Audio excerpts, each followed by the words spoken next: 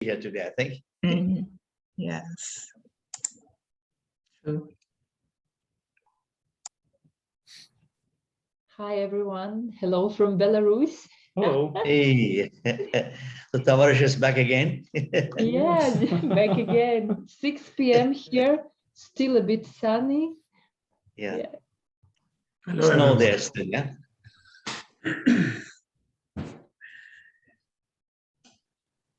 All right, I see people trickling in still here, but we'll get started. It's 10 a.m.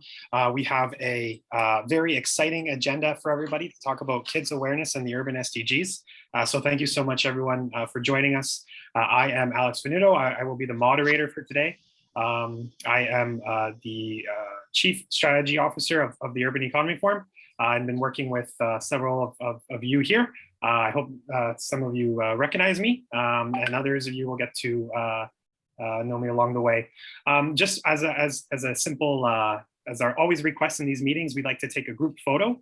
So if everyone can please smile, my colleagues will take a photo. I'll have to take off the masks as well. Everyone, yeah. Give it maybe 10 seconds here. I see Ozan taking photos right now.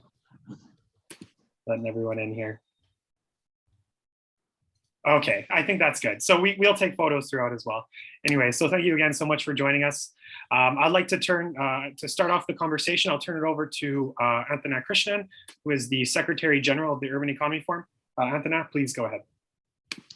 Thank you very much, Alex, for chairing this meeting. I'm really excited, as Leila mentioned earlier today, about this meeting. I welcome everyone to this roundtable on kids awareness of the urban SDGs. The response has been really amazing, and both as speakers as well as those who are participating as well. As you would have noticed from our earlier concept note, the kids awareness of the Urban SDG program, it's an initiative under the World Urban Pavilion. World Urban Pavilion is in Regent Park, or it's called Pavilion in Toronto, Canada, which aims to connect, this program is to connect children and young people to the SDGs and SDG 11 sustainable cities and communities in particular. So this initiative will support countries and urban societies to move forward to sustainable lifestyles.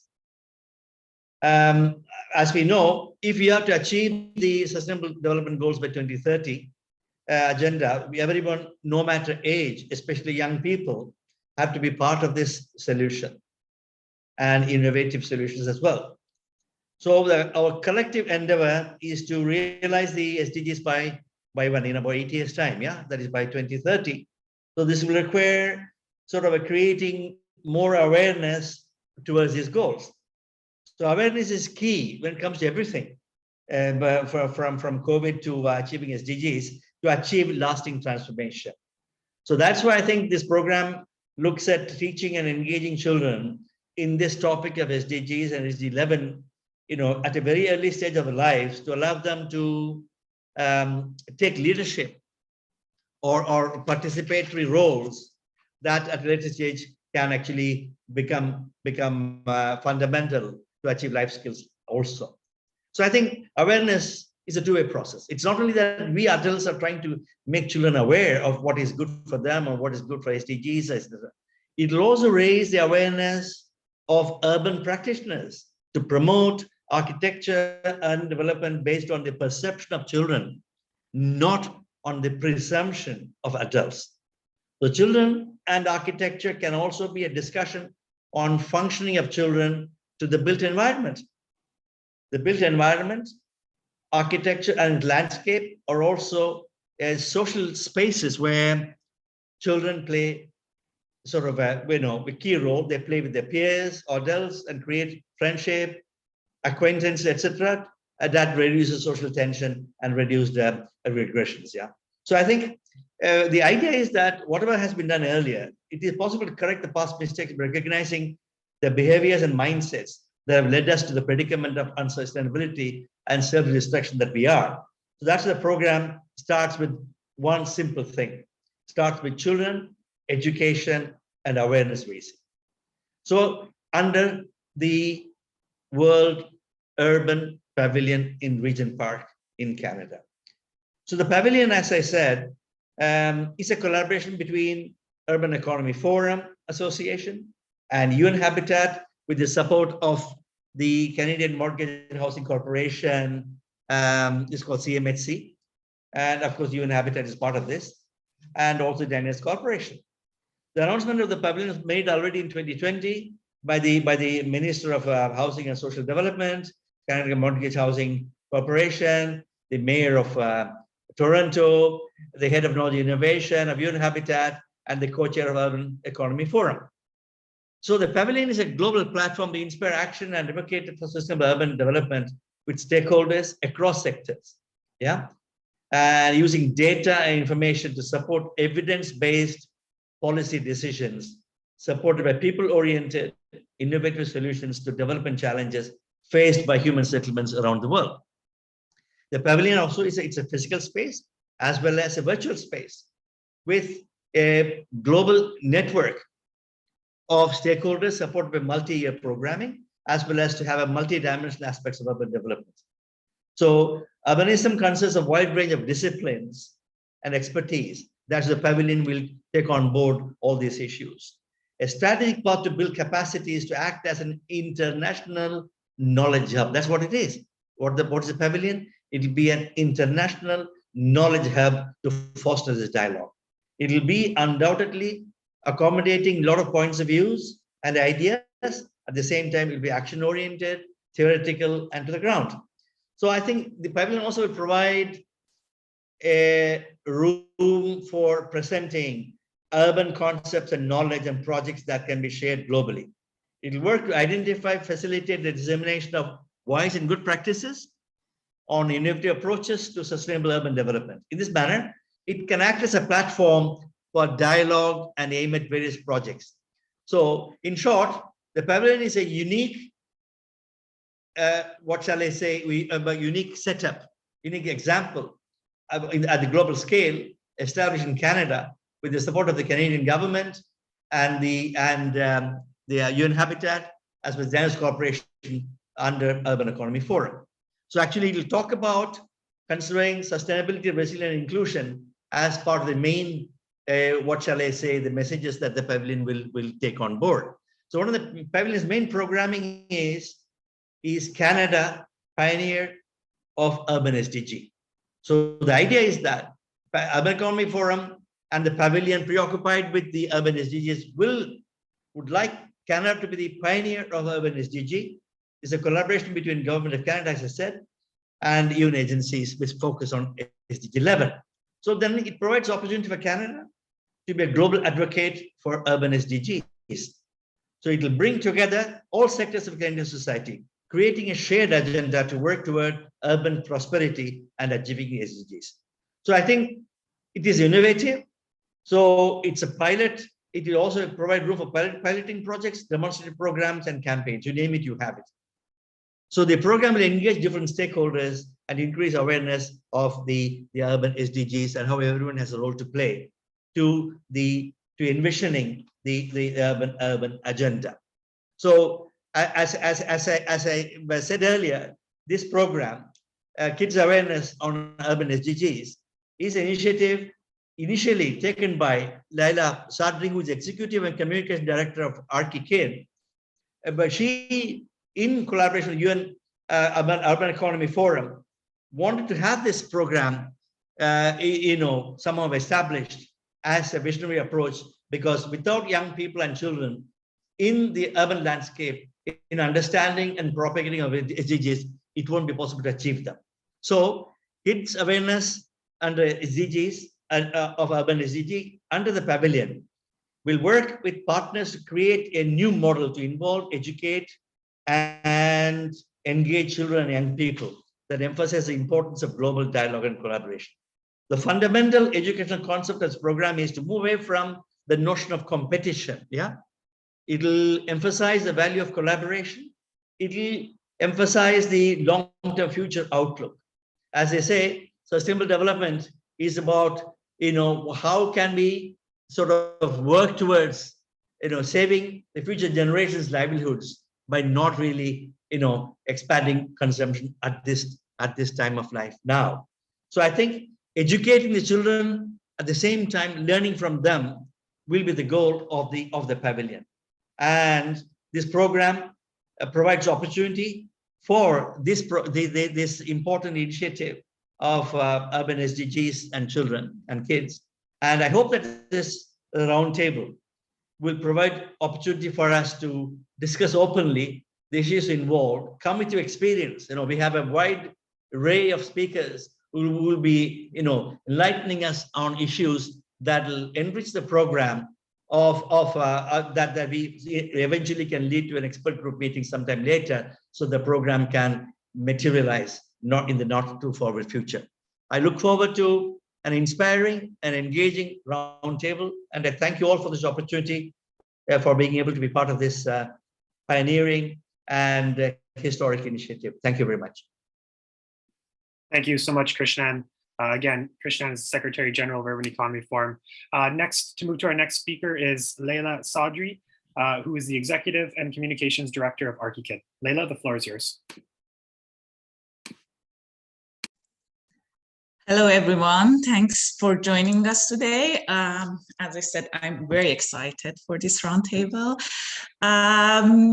I just want to start like this. When we, as planners and policymakers, talk about sustainable development in urban context, we always ask ourselves, how do we make cities a better place and a more inclusive living environment?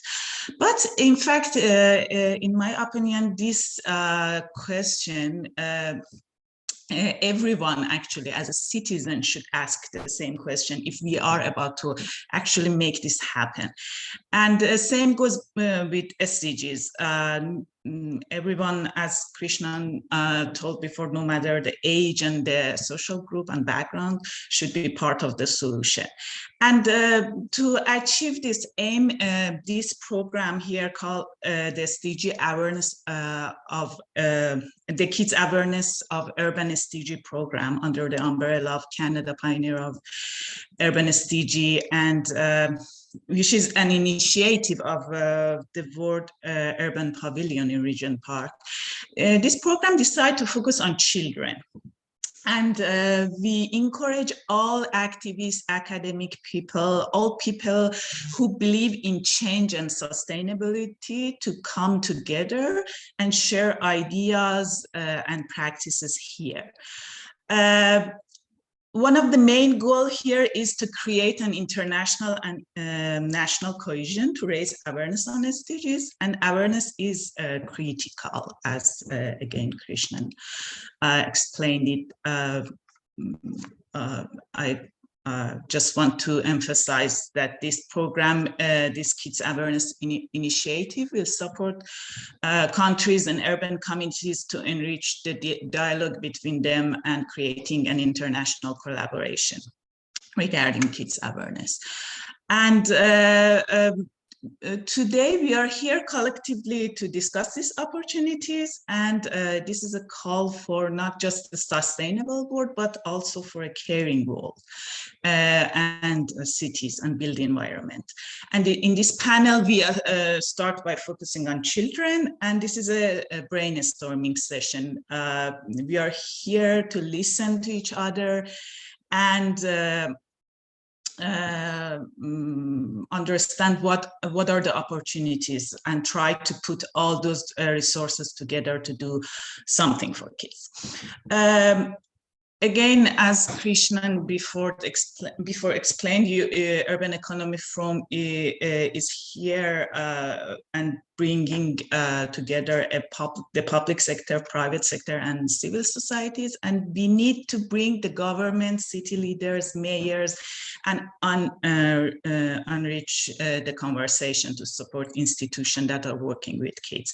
archiKID, which I have been working with them through the last 5 years, is an educational and research platform whose aim is to promote creative thinking with the idea of using built environment as playful hands-on activity, whereby kids would practice accurate observation, questioning, experience creativity in making and building confidence. Urban Economy Forum and ArchiKID have partnered to build up a global community to explore opportunities, share knowledge and innovation, and educate kids on urban SDGs. World Urban Pavilion, creating a connection between SDG 11 and international civil society organizations who work revolve around kids through establishment of Secretariat of Kids Awareness on Urban SDG. And we need you and we want you to join us. In collaboration, we expect to make a huge positive impact for society. There is room for everyone to come to this program. This program will facilitate negotiation and conversation and enrich the dialogue on the global scale. This is extremely important for sustainable development. And we try how to support children as global citizens to become leaders of today and tomorrow. Before the floor will be given for our presenters to talk about their initiative and the program itself today, I just wanted to add that children talk naturally about the places that they live in. And we as designers and planners design and plan spaces for them, but in this path, in line with the goals of sustainable urban development, much can be learned from them. Thank you all, and thank you, Alex, for giving me this opportunity. Thank you so much, Leila. Always great to hear your wise words. Next, we will move to Human Talabi and Patia Islami, who are also part of ArchiKID and our collaborators on this program. Human is the academic and creative director of ArchiKID, and Patia is the founder and managing director of ArchiKID. Please go ahead. Hello, everyone. Thank you, Alex. Alex, I just need to, I don't have permission to share my screen. Would it be possible for you to give me the permission? Okay now? Yeah, perfect. Thank you. Okay, start with, oops. Okay, so before I start, on behalf of ArchiKID, I would like to express our excitement for being part of the Kids Awareness of Urban SDGs initiative. And also thank everyone who has joined us today in this virtual roundtable to share your passion and knowledge towards creating a better and more sustainable future for our kids and our planet. In our first part of presentation, I will try to give a quick overview of ArchiKID and its background. And after my presentation, Panta will give you a more detailed presentation on one of the experiences that we had a couple of years ago in Tehran. So ArchiKID was born in 2016 in a small room located in our architectural office in Tehran. She was owned by Panta and her partner. And from the very beginning, as you can see in this picture, the idea was to use architecture and its multidisciplinary nature as a medium or language to create an educational platform where kids participate in hands-on project-based exercises and get involved with various topics. Since then, today, ArchiKID has turned into an educational and research platform operating globally through its 7 hubs located in 4 continents. And we are offering our courses in 4 different languages with contents that are context-oriented and adapted locally through close collaboration with our educator and partners.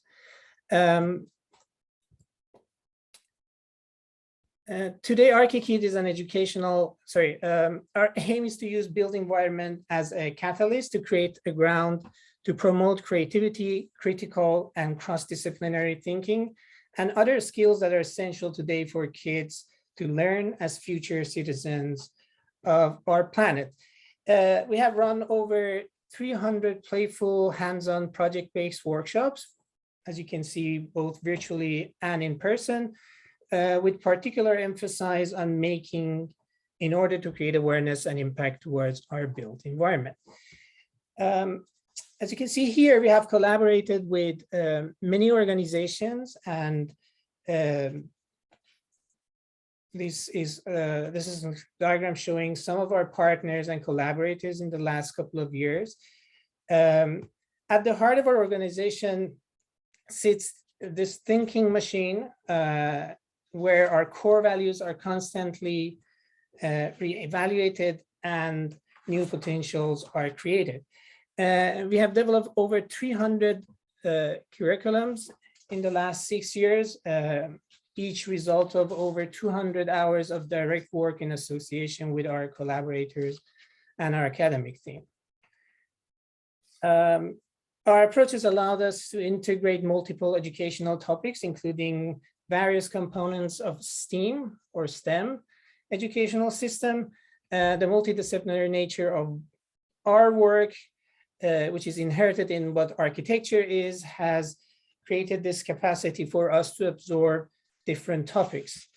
As you can see with the previous one and this one, we have approached different topics from art to mathematics. We have even worked with artists, dancers in multiple occasions to create a platform for kids to explore architecture and the relationship between body and space. In a series of workshops, we have used green architecture or nature as a source of inspiration, and also archiLife, which is a category that we have covered in the last 6 years. We have been addressing social and cultural issues in various urban and spatial settings, raising kids' awareness towards social and psychological aspect of built environment.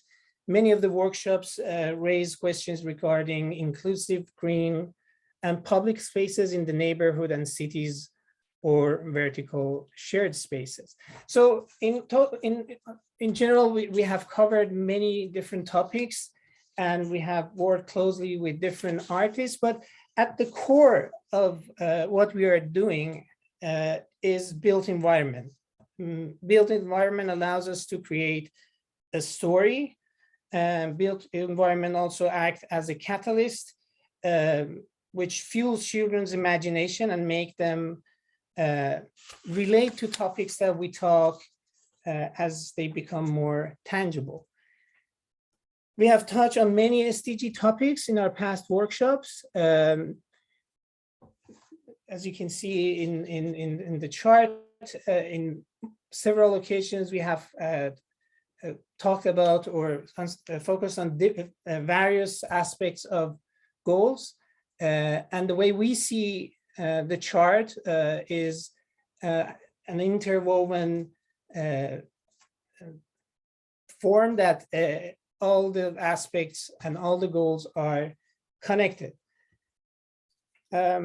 We even felt the need to design our own devices or educational tools. So we started designing toys for our workshops, which allowed us to communicate more effectively with children. We also let them be part of this process. So they started creating their own and building and designing their own toys. The other aspect of our work is working with educational institutes in order to create the space for education. Our belief that school environment is a key actor in teaching led us to work with different institutes to develop simultaneously their space of education and the program of education. The other area that we have worked on is public events. Public events, we got engaged with planning public events about 4 years ago, and it has allowed us to extend our reach and get more involved with the community. As you can see, these are a series of events that have been carried out in Canada, in Middle East, and different countries. And through them and through kids, these events have allowed us to get engaged more and more with community and with age groups that beforehand we weren't really communicating with. Panta is going to talk more about this one.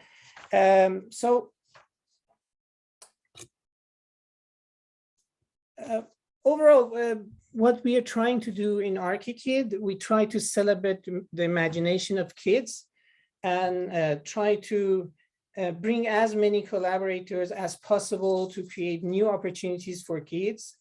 We not only aim to connect kids to SDGs, we also try to make them believers, make them, as you can see in these workshops, we together with kids create a platform where they can explore, they can expand their creativity, and they can build things and see the direct impact of what they're doing on planets. So we are hoping through these meetings and to future collaborations, we'll be able to bring in kids also as an active member of these conversations. And I think I will stop here and pass the baton to Panta.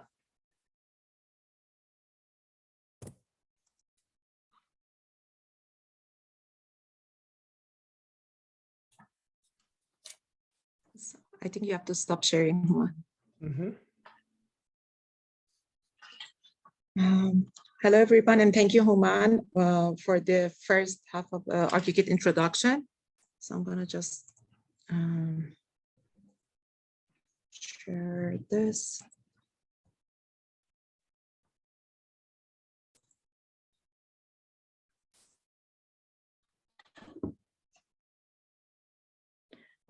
So I'm going to continue with the analysis of one of our urban public event, which shows how we have succeeded in developing a structural pattern toward building environment. So in winter 2019, we were offered by local authorities in Tehran to curate and conduct a citywide public event on the occasion of Nowruz, the Persian New Year, for a period of 10 days in the city plaza of Bagh Ferdos, where it's less frequented than other Tehran famous plazas.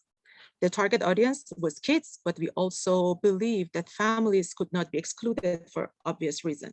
So the main idea behind using art as a medium was offered by archiKID here, since we believe in important role of art to connect people through a powerful dialogue. Here, I'm going to show you how Bagh Ferdos public event started acting like a seed to give way to community expansion.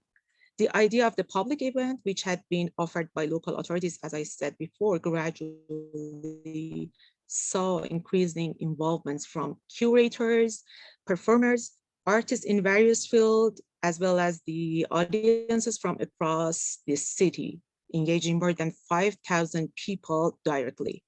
So I would like to add that there were 2 other similar events taking place in 2 other neighborhoods at the same time in Tehran. The simultaneous occurrence of these 3 events drew huge public attention and participation throughout the entire city. And then here, by this, we want to draw your attention to how the event started developing its own network and relations like a living organism. First, the idea of this event had been developed by closely by the collaboration of two public sectors, Tehran Municipality and Tehran Beautification Organization, which don't have any official defined relations. For strategy making and execution of the event, they brought curators and organizers in. The artist directors were invited asking for a proposal based on public interaction through the medium of art.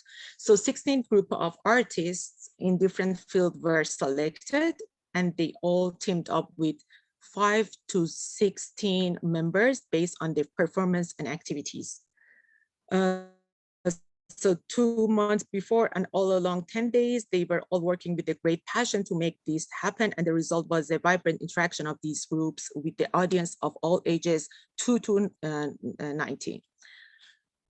This is show the groups of artists during the event.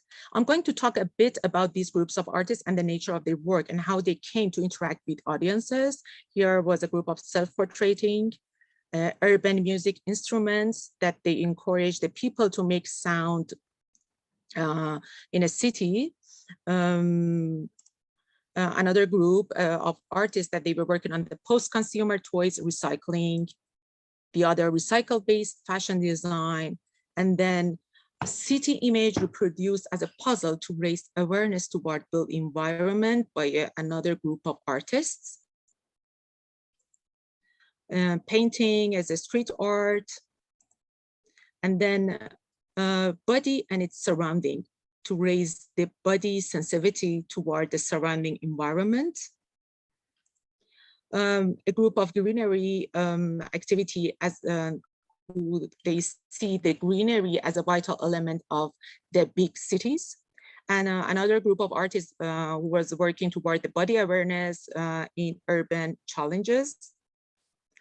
And here was architect proposal and activity among the other artists, which was named Play Structure, which we saw it as a public art. So the artist of it was the people, the audiences, and it was gradually shaped after 10 days. Another work by archiKID was modular growth, and then with the same concept of city installation, and it has been remained there for 10 days. And we wanted to recall old traditional forgotten garden of Tehran. So city helped us to planting on this one. Chorus, a way of group self-expression, and then social play, a powerful play to connect to people. So as I said, the groups, there were 16 groups, they were working on this event, but then at the end, the community of these artists has been shaped, and there was the roundtables, and then they were trying to merge their disciplines in order to make collaborative works. So archikid was able to work with the group of body movement choreographers and the painter to initiate a workshop series of body and space for a year. And then archikid also worked with the greenery group and then initiate another series of workshop with the green pattern.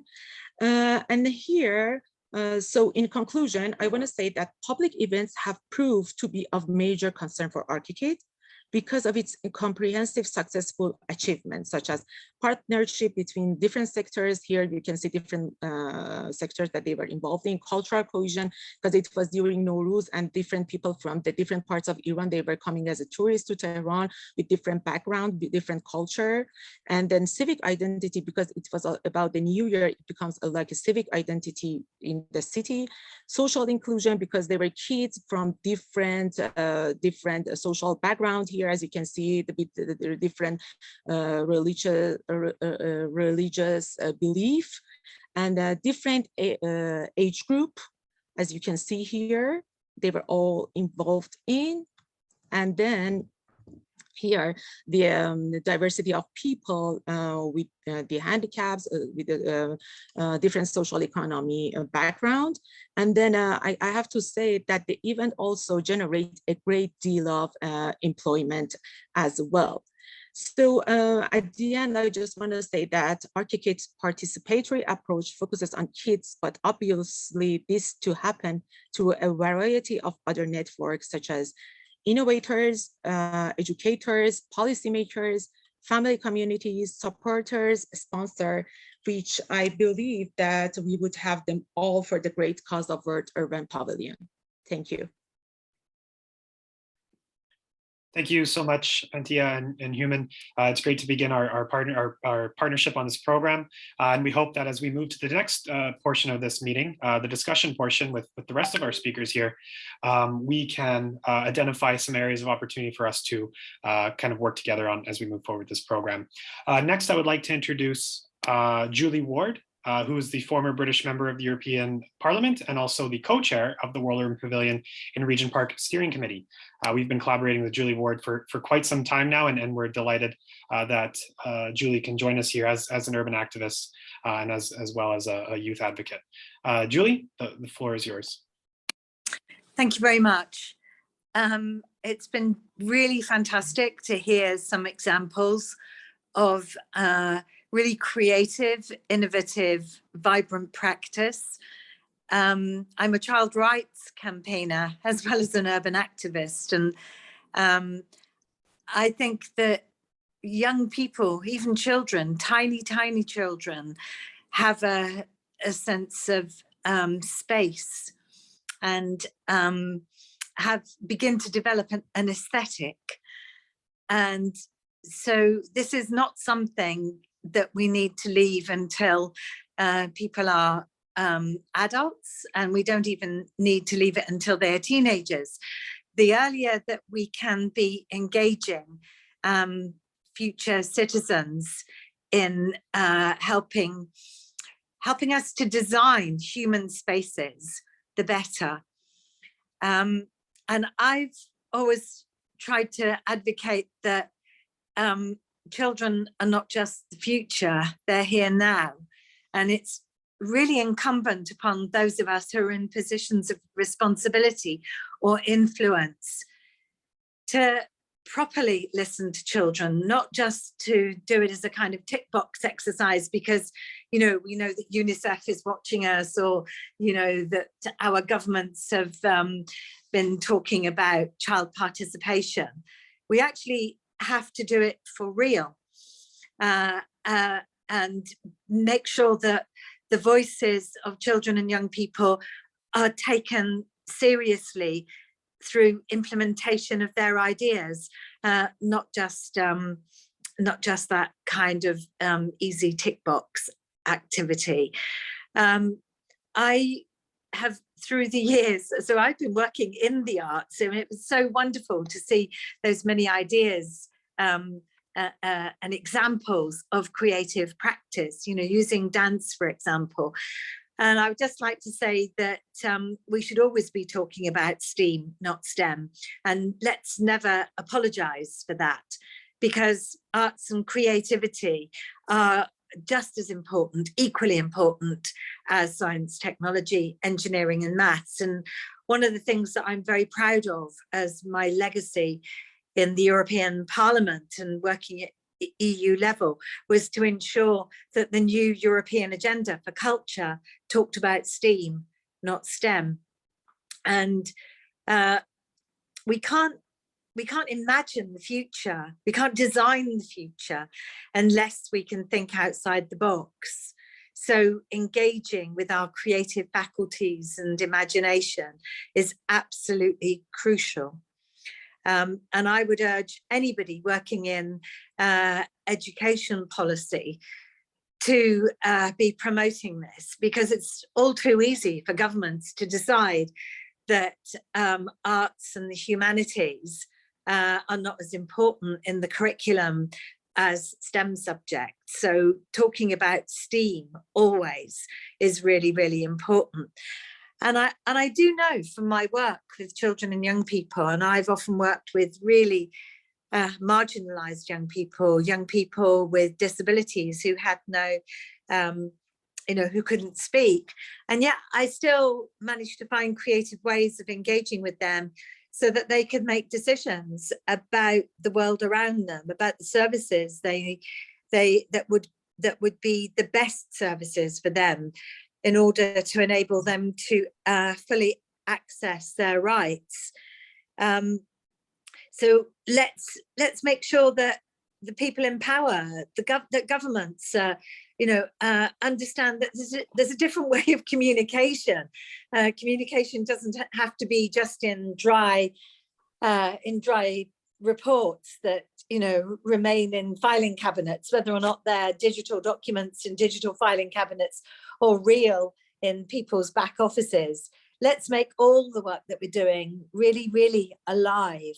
And then I think that we could truly be a transformational force. And in that respect, I've been really pleased to be part of Urban Economy Forum and the work that it's doing to create the pavilion, which I think if children and young people are at the heart of that, then we've got a brilliant world-leading example of what is possible in terms of sustainable urbanism for everyone.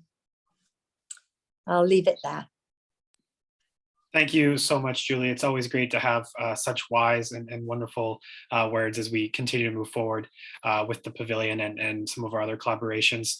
Next, I would like to introduce Douglas Reagan, who's a program management officer of UN Habitat and has been working with us, the Urban Economy Forum, closely on establishing the World Urban Pavilion in Regent Park.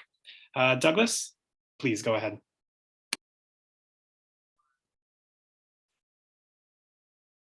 Apologies, having some issues with the computer. So I think I'm on now. Great.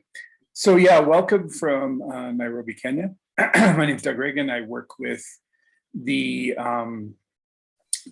Human Rights and Social Inclusion section of UN Habitat, a proud partner of the World Urban Pavilion.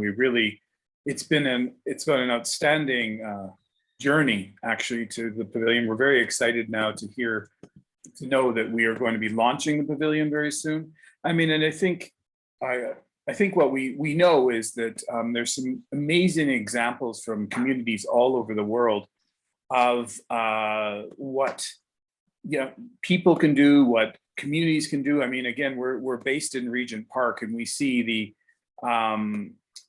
amazing work that they've done for their community. And we know that that's happening all over the world. So it's really quite exciting to continue that kind of journey and exploration and such. I wanted to quickly, if I can, and I'm not sure if I can throw up just a few quick slides. Is that all right? Can I do that? Yes, please go ahead, Doug. Okay. Let me find share screen. I'll do. Share. So 2 seconds here. So in terms of young people in space, there's some really quite amazing young people we've been working with globally, in part with the pavilion, but as well through other programs such as our Youth 2030 program, which is celebrating the SDGs. And many of the public space programs. Public space is one of the major issues for young people globally. When you ask them what is the #1 issue, they'll say education. #1, usually sometimes jobs, depending on how old they are, and public space is the other one. So we work with communities all over the world, one of them being this community here. It's in Otavalo, just north of Quito. We just completed a big SDG workshop there, again, public space, but public cultural spaces were put forward as really critical. And so you can see how the spaces and places for young people both play, but also to identify with are critical and really identify who they are as a community, but as well help identify the community as a whole, or to promote the community as a whole. So again, it's so honored to be working with this Indigenous community, an urbanized Indigenous community, as many Indigenous people are. They're not always living on their ancestral territories or their ancestral territories, as in the case of Vancouver. You often hear land attribution when people begin presentations. They will talk about the land that they are on, the traditional land that they are on, because oftentimes that land has been taken from them, and oftentimes with identity. So I mean, in the plight of the indigenous people and loss of their land is known well all over the world. Otavalo is in the same situation. So it's, you know, when we're talking about space and the identification culture is critical. Also, what is really important, land is also very important in terms of peace. Paz means peace in Spanish. This is from Cali, Colombia.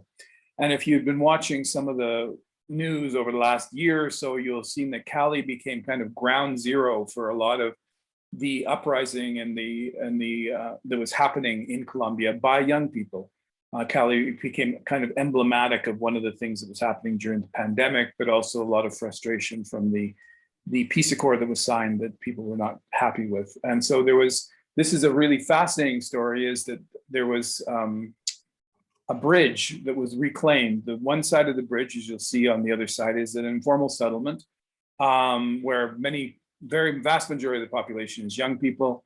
And the bridge that you see here in the colors, the SDG colors and such, was a bridge that goes actually to their school. So it was a bridge from the community to their school. And this bridge was, at one point in time, before this project we're working on, was a bridge that was just had drug dealers. They would hide guns. They would deal drugs. It was almost a no-go zone only, and the kids had to basically traverse this from their community to the school that they were in of 3,000 people. What happened was the young people came together. They're working with a group called Spatial, a group called Fundación Botner, and now us, to be able to reclaim this bridge. And now it's become a bridge of peace, is what it's called. And it's kind of emblematic of how young people take back space and use it for not only their own place for recreation and such. And you see that there's games all over the ground and such, but as well, there's they beautify it. They come in, and this is a young person, every morning when they come in to use the bridge, they clean it from top to bottom because it's theirs. And again, it's just another emblem. So I think, you know, young people recreation, young people play, young people public space, it's all a very critical part of their development, the development of their community. When we're talking the extremely high populations of youth, especially in places such as Africa, where you're looking at over 70% of the population is under the age of 30, and another 50% of that is under the age of 18. You have to engage young people in both the use of space, provision of space, but also in the building and making of spaces. So again, I think this is a really important discussion to have, and I really look forward to hearing more as we move forward. Thank you. Thank you so much for that, Doug. And it's great to see all these examples that are existing throughout the world here, and so important for the World Urban Pavilion as well, and our partnership with you and Habitat. That being said, I'll move to our next speaker, which is Jose Acevery. He's a board member of governors at York University. Jose's been also a strong collaborator at the Pavilion, and looking forward to hearing his wonderful words.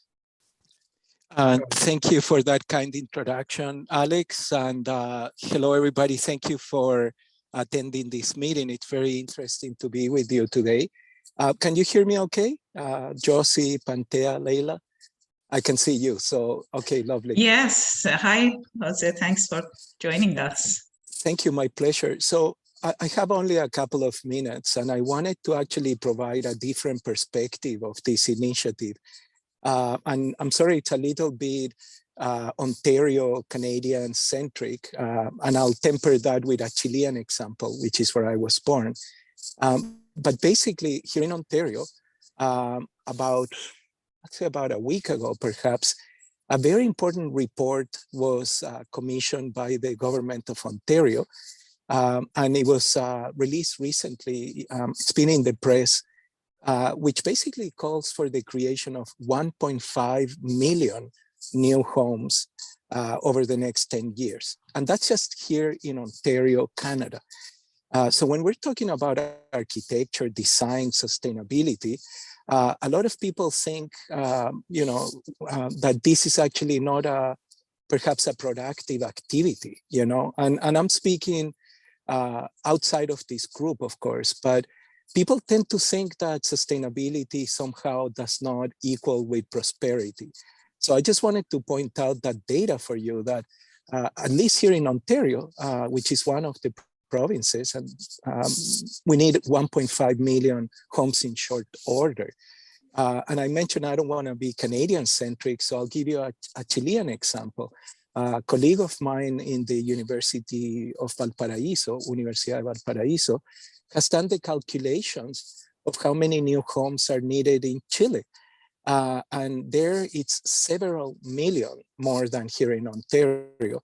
And that's partially because of population growth and partially because the homes that were built when democracy came back to Chile, and even before that, were not very well constructed. They were not well built. They're houses that are cold in the winter and very, very hot in the summer.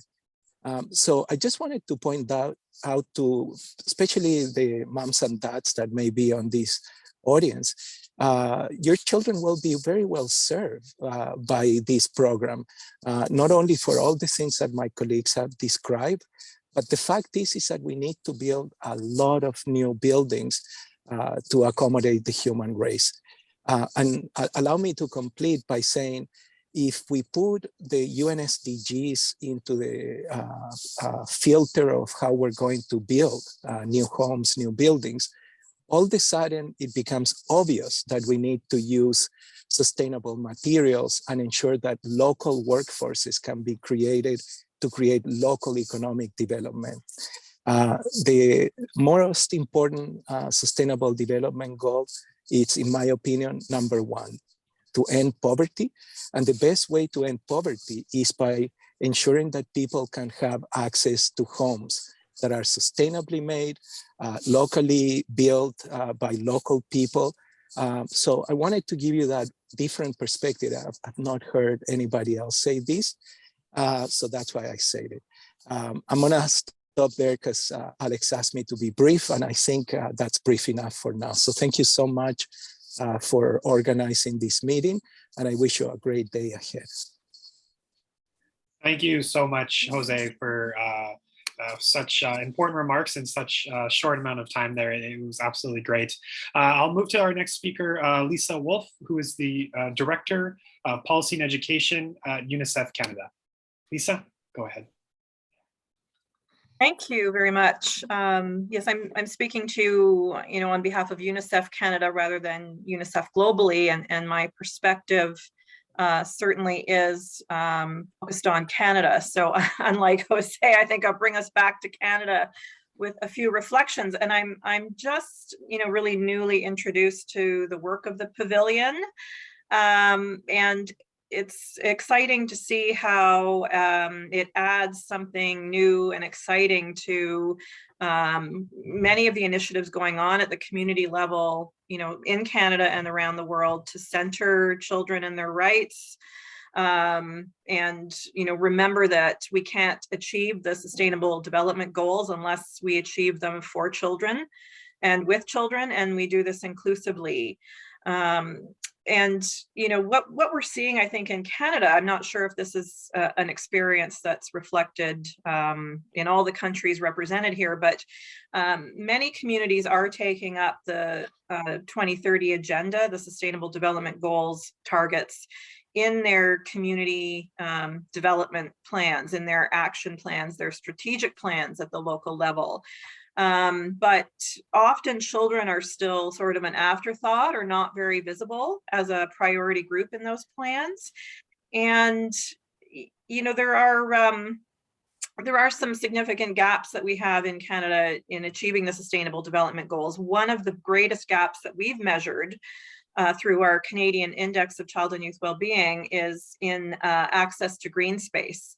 So currently only about 1 in 3 young people in Canada on average says that they have ready access to quality green space in their communities. And as we've heard, you know, for Indigenous children, the land back movement, which goes beyond green space, you know, is an extremely significant opportunity as well to support every aspect of their well-being. We also hear that young people face a lot of discrimination in their communities. That's something that keeps surfacing in our work with young people. We have launched, as UNICEF Canada, with community partners, a survey of child and youth well-being in Canada, and we do ask them also about their community access to green space, for instance. And really interesting results have surfaced in that, you know, both access to and perception of quality green space is mediated by challenges that aren't just about having, you know, local green space that you can get to. It's having relationships so that you feel like you've got, you know, someone to go to these places with. So it's not just about urban infrastructure and zoning, it's about relationships. And, you know, we know that's so important in every aspect of child and youth well-being. So when you ask young people directly about how they're experiencing the urban environment, you really learn some unique things. So, you know, I think it's very exciting that the World Urban Pavilion in Regent Park is, you know, has the potential to inspire more child-centeredness in community plans and how we're working towards children's rights and the SDGs. You know, we know that communities like Regent Park face ongoing social, racial injustices. And we know that in Canada, you know, we have a pattern of inequity in green space that very much maps along income lines and racial lines, that communities with lower income that face more discrimination have fewer green spaces, more traffic mortality, and fewer measures to actually improve those things. So we have, you know, we have our work cut out. I think there's one program that UNICEF provides at the local level, which is quite unique because it's across high, middle, and low income countries. It's the Child Friendly Cities Initiative. We have a significant program in Quebec with our partner, Espace Muni. We have more than 78 communities in Quebec that have achieved the Child Friendly Cities designation. And the Child Friendly Cities Initiative not only supports a lot of very local, you know, youth engaged efforts to create better spaces, but also more spaces in actual governance, in the way decisions are made by local governments, you know, using child rights mechanisms like having child rights impact assessments in government and youth participating in decisions. So, you know, there's potentially some connections there. So again, as I'm learning, these are just my initial reflections, and thank you so much for all the inspiring examples that are being shared. Awesome. Thank you so much, Lisa. And it's great to have your reflections. And I'll remind everyone again to click on that Google link that was shared in the chat earlier. We would absolutely love to have everyone's feedback and comments on that document as we continue this conversation. Next, I would like to introduce Shamarki Abduliali, Program Management Officer, Donor Relations and Strategic Resource Partnerships of UN Habitat. Shamarki, please go ahead. Thank you, Alex, and apologies in advance, colleagues. My internet connection is not the strongest, so I won't turn on my video, and I hope that's okay with everyone. I also just want to acknowledge, I see a few friends and colleagues that I've worked with in the past in Ottawa. Marissa Moore, just wanted to give you a shout out, and colleagues I haven't seen in a long time. Thank you so much for this discussion. I think my colleague Doug Reagan, who heads up our youth unit, has really done a fantastic job summarizing some of the work that we're doing and the importance of engaging young people in public spaces. As again, a child advocate and somebody who's worked on youth issues both in Canada and in the UN, I can't express how important this space is, especially in Toronto and Regent Park, an area that's really looking at mixed use housing and creating really important public spaces. I've heard a few things I just wanted to pick up on. One important point that I really want to stress is the importance for young people's voices in a meaningful way. So as I think it's important as this space is built up that again, that it's not just a space where young people have access to, but I think where young people can really advocate for serious reforms, be it in Toronto, be it nationally in Canada, but certainly across the globe. And I think at UN Habitat will certainly give that platform. We are one of the longest youth standing or youth supporting agencies. I'm really happy to see colleagues from Unicef Canada engaged. So I see this space as really an important space to not just engage young people, but to ensure that their voices really count. And I can't express, I think one of the beauties of having this space initiated in Canada is the importance of diversity and inclusion, and ensuring that a wide number of voices from different backgrounds are represented. The community in Regent Park certainly represents, I think, the demographics of Canada quite well. So having those new faces, faces that are new to Canada, but also, Indigenous voices, voices from around various communities represented here.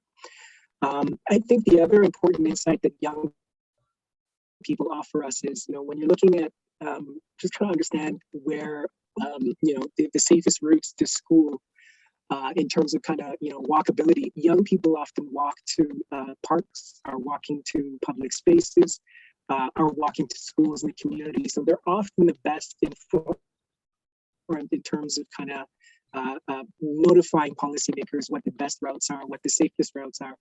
I remember working for many years in a low-income community in Ottawa, and one of the challenges was the route that young people were taking to get to the community center. There wasn't a public sidewalk, and it came from young people because they created a path right in the park. We're going through a green area in the park. And it was then that city leaders realized perhaps we should make a walkway here, because it just doesn't make sense to continue having young people walk through the park without having this walkway, and they're crossing kind of dangerous intersections. So I think this space is great. I won't take up too much time, but I'm really encouraged by the amount of partners that are here today. I'm really encouraged by the discussion so far, and I welcome the partnerships and look forward to the launch of the SDG Pavilion. Thank you, Alex. Over. Thank you so much, Shamarki. Next on our agenda is Michelle Yarnley, who's the Director of Global Education at Bayview Glen Independent School. We've been collaborating with Bayview Glen closely, as well as to provide that kind of practical and on-the-ground perspective. Michelle, please go ahead.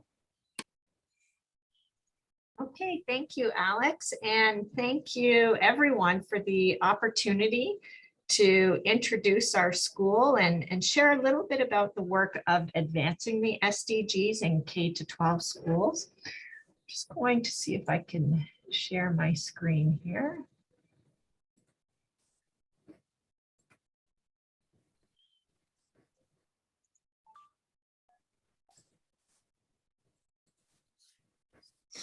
Okay, is it working? Yes. All right, wonderful.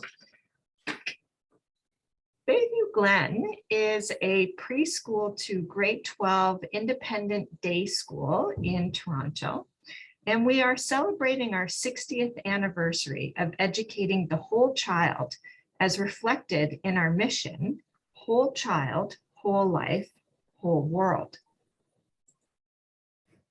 Since nurturing a worldview is one of the foundations of a Bayview Glen education, we have developed local and global partnerships to engage our students in virtual and in-person real-world experiences. We are proud members of Round Square, the Global Education Benchmark Group, Eco Schools, and Envoys. Through these local and global partnerships, Bayview Glen students become confident and compassionate world citizens with the knowledge, skills, and disposition to not only understand, but also take action on issues of global significance. Our global education programs also align with UN Sustainable Development Goals' universal call to action to end poverty, protect the planet, and ensure that all people enjoy peace and prosperity. Our newest partner, EcoSchools, is an environmental sustainability certification program for a global network of over 50,000 schools in 67 countries. Bayview Glen is working towards EcoSchools Platinum certification with an action plan to reduce our environmental footprint. By completing curriculum-linked initiatives, such as planting and caring for non-invasive species on our school grounds, running campaigns to encourage taking low-carbon transportation to school, and measuring how much waste our school is producing so we can start reducing, Bayview Glen will earn points towards certification. The EcoSchools program integrates with Ontario's curriculum as well as the SDGs and provides unique opportunities for students to learn about sustainability while taking impactful climate actions. Likewise, Round Square and the Global Education Benchmark Group offer a range of programs for their network of 300 schools in 50 different countries that develop global competence in our students.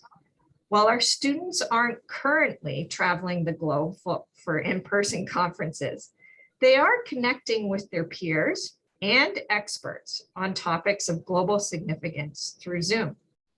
For example, our middle school students attended a virtual Round Square conference organized by Colegio Gran Bretagna in Colombia on the theme of building peace together. Middle school students are also teaming up with students from India, Australia, Thailand, England, and Singapore to collaboratively create TED Talks on the topics of DEI, sustainability, and peace and justice. And each of these TED Talks will be showcased at the United World College in Singapore's official TED event in the spring. In the high school, students join dialogues on the Sustainable Development Goals, a youth gender forum, an exchange on EDI issues in schools, as well as events for World Water Day and Earth Day. Inspired by the World Urban Pavilion in Regent Park, Envoys is designing our upper school global experiential travel program in 2023 to align with SDG 11. In this experiential travel program, teachers and students will travel to Miami, Key Largo, and the Everglades to explore how the fragile ecosystems and cities in Florida are threatened by infrastructure projects and climate change. Students will get hands-on experience doing field research and citizen science projects that support the SDGs. Finally, we are looking forward to being an implementer school for the Kids Awareness of Urban SDGs program and further advancing the SDGs in our schools. Thank you. Thank you so much, Michelle. I would now like to introduce Elena Karpelova, head of the Architectural Thinking School for Children. I believe Elena is joining us from Belarus. Elena, please, the floor is yours. Yeah, thank you so much, Alexander. Good day, everyone. Thank you for inviting us for your very international meeting. We are from Belarus. It's Alexander Novikov. Yes, thank you for having us here. I'm the head of the Architectural Thinking School for Children and an architect as well. And I'm not an architect, I'm critic of arts, and I have education of teacher as well, and also as a painter. And we will show you with our little presentation how we try to achieve the global goals of sustainable development. And we'll be happy to share our experience with you and maybe to collaborate with such big number of initiatives in the future.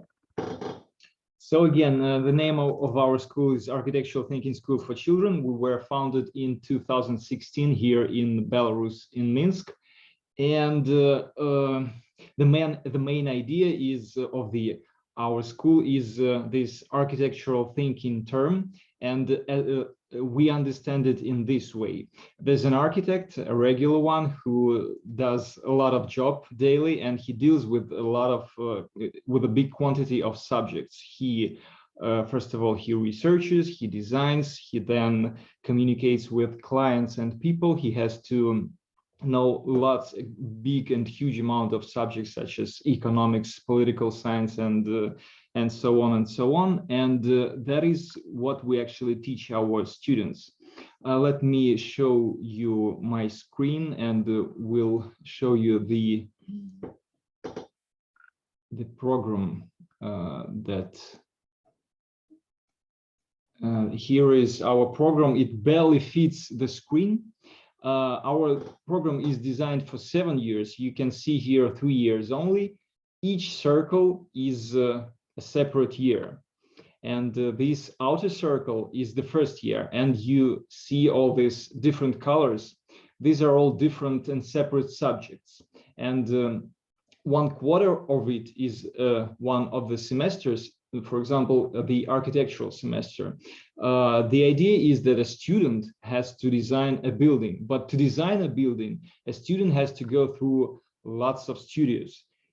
Each studio is being presented by a professional in the field. For example, a student has to go through sculpture, contemporary art, architectural design, ecology, structure, design again, even dance, object design, storytelling, photography, and in the end, he gets his project done, and he exhibits it at the public exhibition and makes the presentation. So a student goes through the whole range of different subjects to design one project. And actually, we have done a lot of projects with our students, and you can visit our website and read and see what we've done. For example, we made a research of streets nearby and participated in a real competition for designers with the projects of our students with the furniture for the streets. Or we made some street art for street where our school is placed.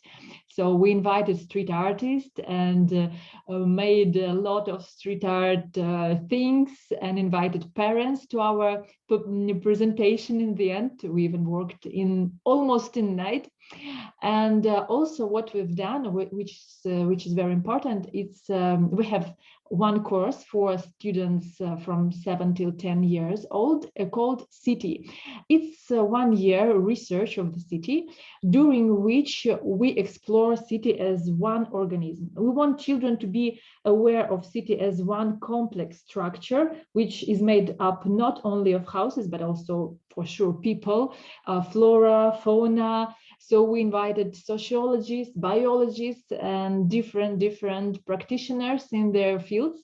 And in the end of the year, we made, for sure with the guys from IT company, we made a website called minski.com, where we put all drawings, all results of our research of city with children.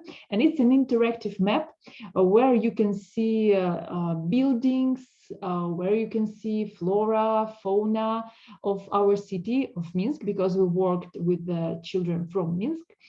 And also this map has a few layers. It was a present, then it has layer of future, and a layer of even dreams. And you can even hear some stories of children. Sorry, now it's only in Russian, so I will not let you listen for Russian language.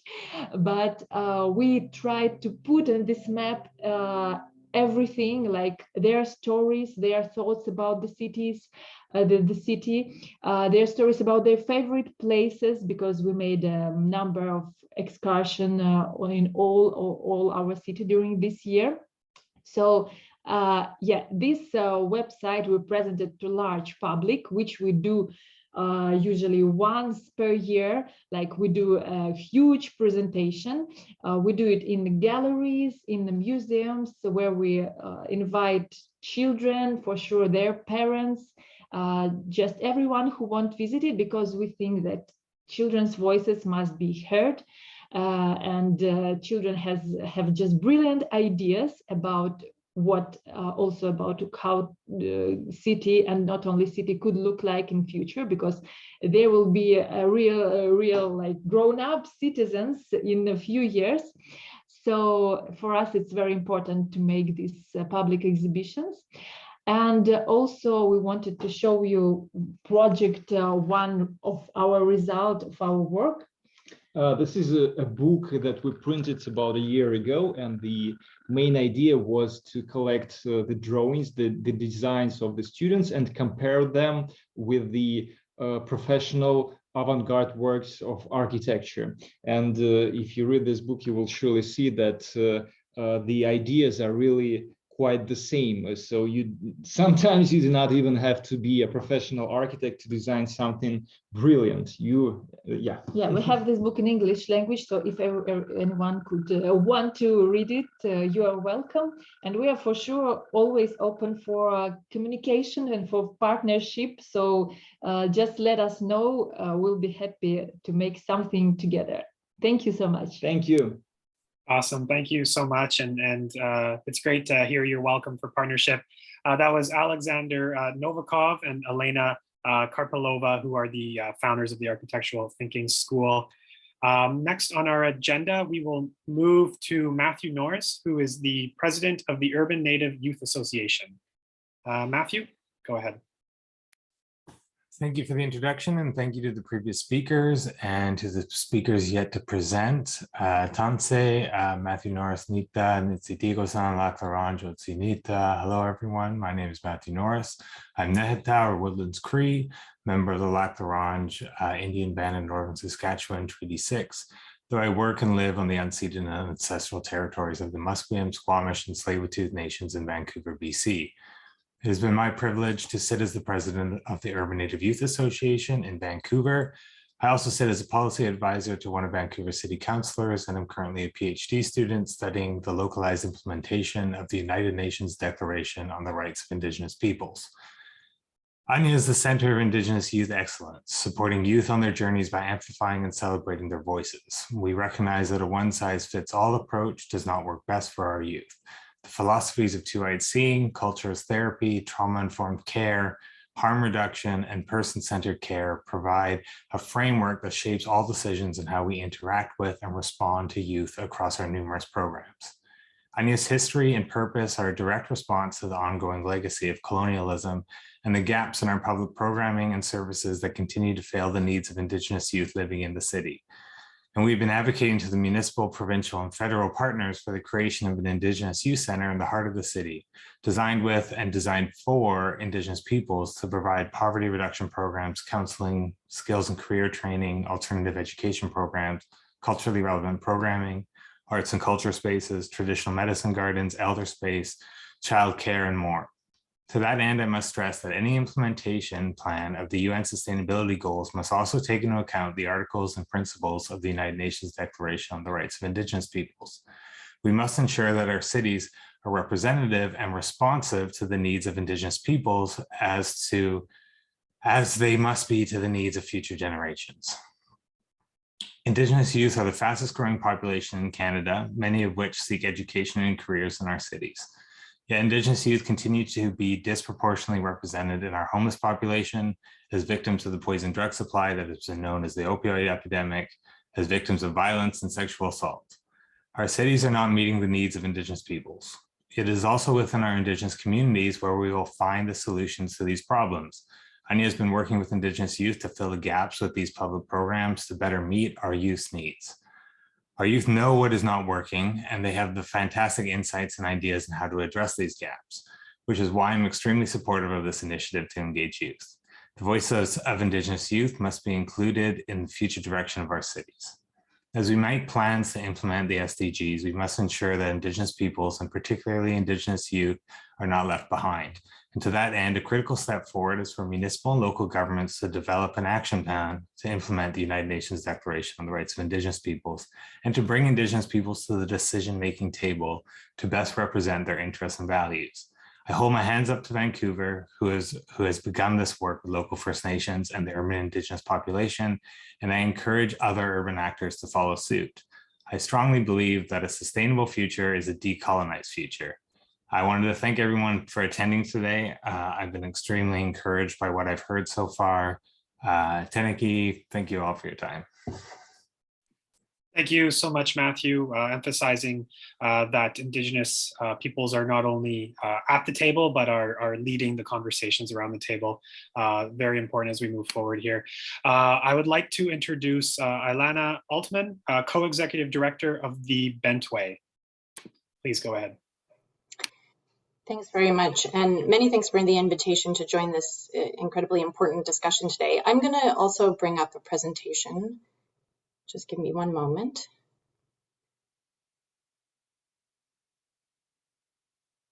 Oh, sorry.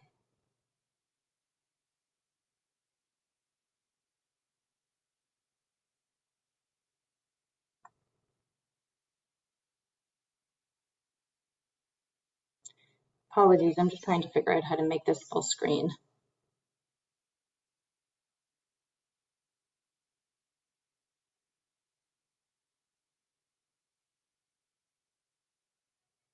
Oh, I'll have to show it this way. Hopefully everybody can see the screen and the slides fairly well. That's great. So as I said, thank you very much for inviting the Bentway to join in this conversation. It's been incredibly encouraging to see how much of our practice has been echoed in the comments of the various speakers that have participated in the discussion so far. I'll begin really just by talking about the Toronto context, which is where we work. And as so many of you here today know, Toronto has seen an unprecedented development boom in recent years that's radically transformed the urban landscape and given rise to numerous vertical communities that are increasingly homes for families and children. This has led to new thinking about the role of these vertical communities and the role that they'll play in sustaining children's health and well-being, and how this in turn will affect new thinking that will lead to the development of safe and inclusive spaces throughout our cities. In 2020, the City of Toronto formalized a series of guidelines to guide the development of high-rise residential developments and neighborhoods, including recommendations for public spaces, for the buildings, and for units themselves, and called for new design thinking that promoted more independent mobility, greater access to parks, schools, and community facilities, as well as civic engagement and social life. I also, I know that we have all been living through unprecedented times, but I don't think it can be unstated the significant impact that COVID has played on our children and youth and their engagement with the city and each other over the last several years. During COVID, families have reported significant increase in screen time paired with a decrease in outdoor play and physical activities. And we've seen that these shifts were even more pronounced in dense urban community where access to adequate public space is limited. 70% of Canadians reported an increased appreciation for public space over the last couple of years, where as well as an increased demand for multi-use trails, adventure areas and playgrounds, as well as access to outdoor fitness. And Canadians report that public spaces have become more and more important to their mental health. So I think that what I've heard in terms of children leading the conversation about the importance of public spaces is no surprise here. The Bentway is an organization that's dedicated to the creation of public space for all Torontonians of all ages. And our work emerged very much as a response to the Growing Up document that I mentioned before, led by the City of Toronto, and the lessons that were brought forward. As a result, we've tried to reveal the possibilities for public space, outdoor recreation, and cultural programming in Toronto's dense downtown neighborhoods by revealing new ways to think about urban infrastructure and who it serves. Our work is anchored underneath Toronto's elevated Gardiner Expressway that runs across the frontage of our waterfront and across many different vertical communities. and it has transformed a space that had been solely the domain of cars into a vibrant place for people for year-round programming, access to recreational and cultural amenities, and a space for outdoor transportation. We believe that everyone across the city has the right to public space and should have a say in how it is created. And that's particularly true of our youth. Season over season, we offer programming that engages the public in new dialogues about their city and the future that we want to create together. And we recognize that children and youth are too often left out of that decision-making process. As a result, we dedicated our last spring-summer season in 2021 to an exploration of play and the role that it plays in shaping decisions about public space. We particularly took this view with an eye to how we would engage youth more significantly in our programming plans, as well as in the future growth of public space across our city. The season took the form of a neighborhood exhibition that engaged a wide variety of artists and educators, technologists, planners, community organizers, who asked questions such as how does space shape the rules of play, and how can non-traditional spaces like the Bentway teach us to play differently with one another? How has the nature of play changed in a mid and post-COVID world?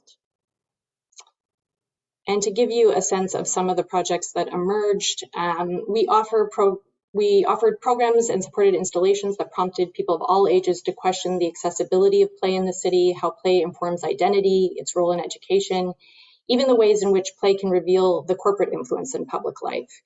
These were highly interactive activities that empowered youth to engage in questions in a direct and familiar way.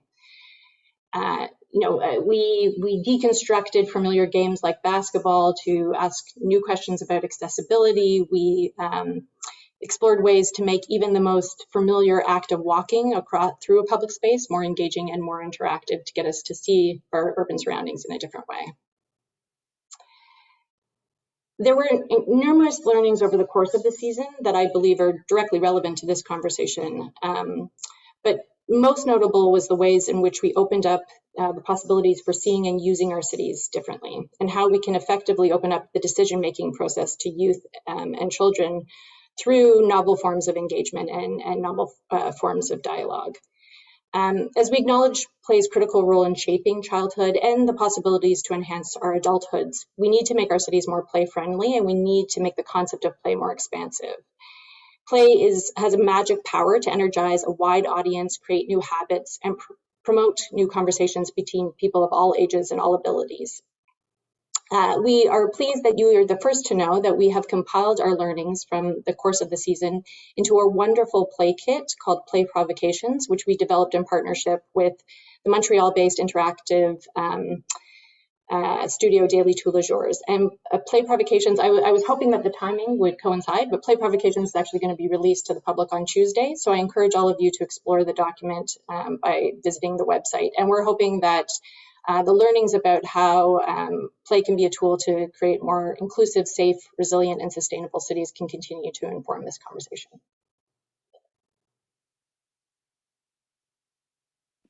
Awesome. Thank you so much, Ilana. I would just like to introduce Angela Millen, who's the Director and Action Speaker of SMUS. Please go ahead, Angela. Yes, thank you for having me in this meeting. And I have to say already that I'm experiencing already some learning moments here, learning about all these different initiatives. And I very much think that it needs these different approaches to SDGs and transporting SDGs to young people and parents and beyond that really enhances and creates these learning moments in very different ways. SMUS, as I was introduced to, stands for a Global Center on Spatial Methods for Urban Sustainability. Actually, it's created out of the universities between different disciplines all across the world. We are connecting 7 world regions, 47 partners. dedicated to research and methods on to enhance urban sustainability and its practice. It's about decolonizing practice of planning, designing, and beyond. Nevertheless, my background is in built environment, education, and participation of young people. I started off some 20 years ago with a foundation called Jugendarchitektur Stadt in Germany, JAS. And I already posted a link to a network that is existing by now and showing that this practice that has been presented by my colleagues in Belarus, and I think also Victoria Thornton, who will talk about her warm gradings, we know each other well.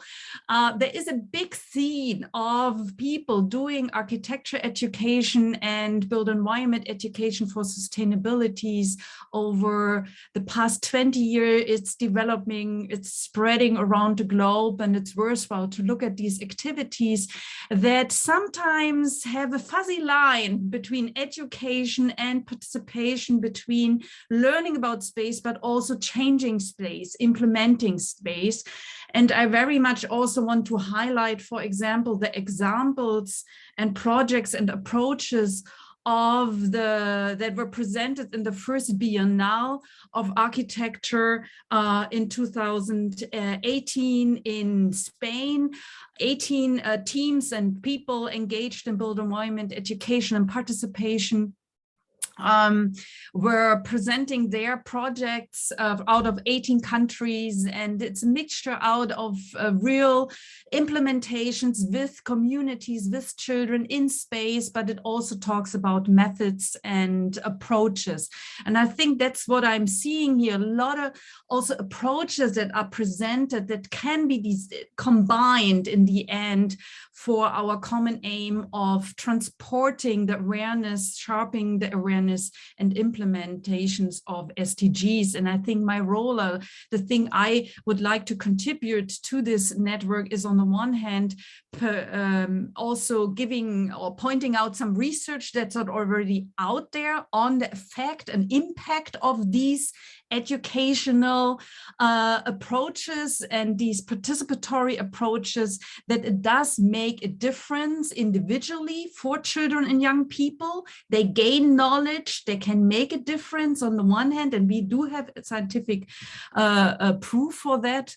But on the other hand, we do face also the challenge that we can teach about SDGs and their value, but if children don't have the experience that they can use that knowledge, they feel a little bit put off, and we get the responses of young people and use that it's fine to know all these things, but you know what, nobody is listening to us. And this shows how these different approaches we are presenting, policies on the one hand, but also on the ground educational approaches, need to come together. And I think this is our systemic thinking also of action that is worthwhile to put forward. And I'm really looking forward to be part of this network and to share the knowledge that we can provide as university researchers, but on the other hand, also as practitioners.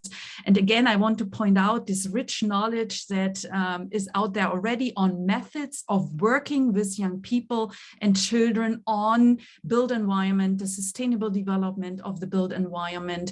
And there are handbooks out there. The projects are very well documented, and I think it's worthwhile to have a second look what's already there we can build upon. Thank you. Thank you so much, Angela. A lot of insight there as we continue to move forward here. I would like to introduce one of our close colleagues from UN Habitat, David Aubry, who's the sub-program coordinator of Enhanced Shared Prosperity of Cities and Regions at UN Habitat. He's also a member of the steering committee for the World Urban Pavilion. David, please go ahead. Thanks very much, Alex, and sorry to have been joining this meeting a little bit late, but I was very pleased to hear the earlier presentations. And I think, like other presenters, I think children learn about SDGs by co-creating the SDGs.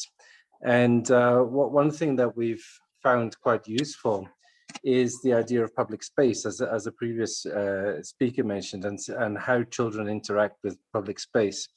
But more than just interacting with public space, we've seen, we've created avenues for children and youth to actually co-create public space.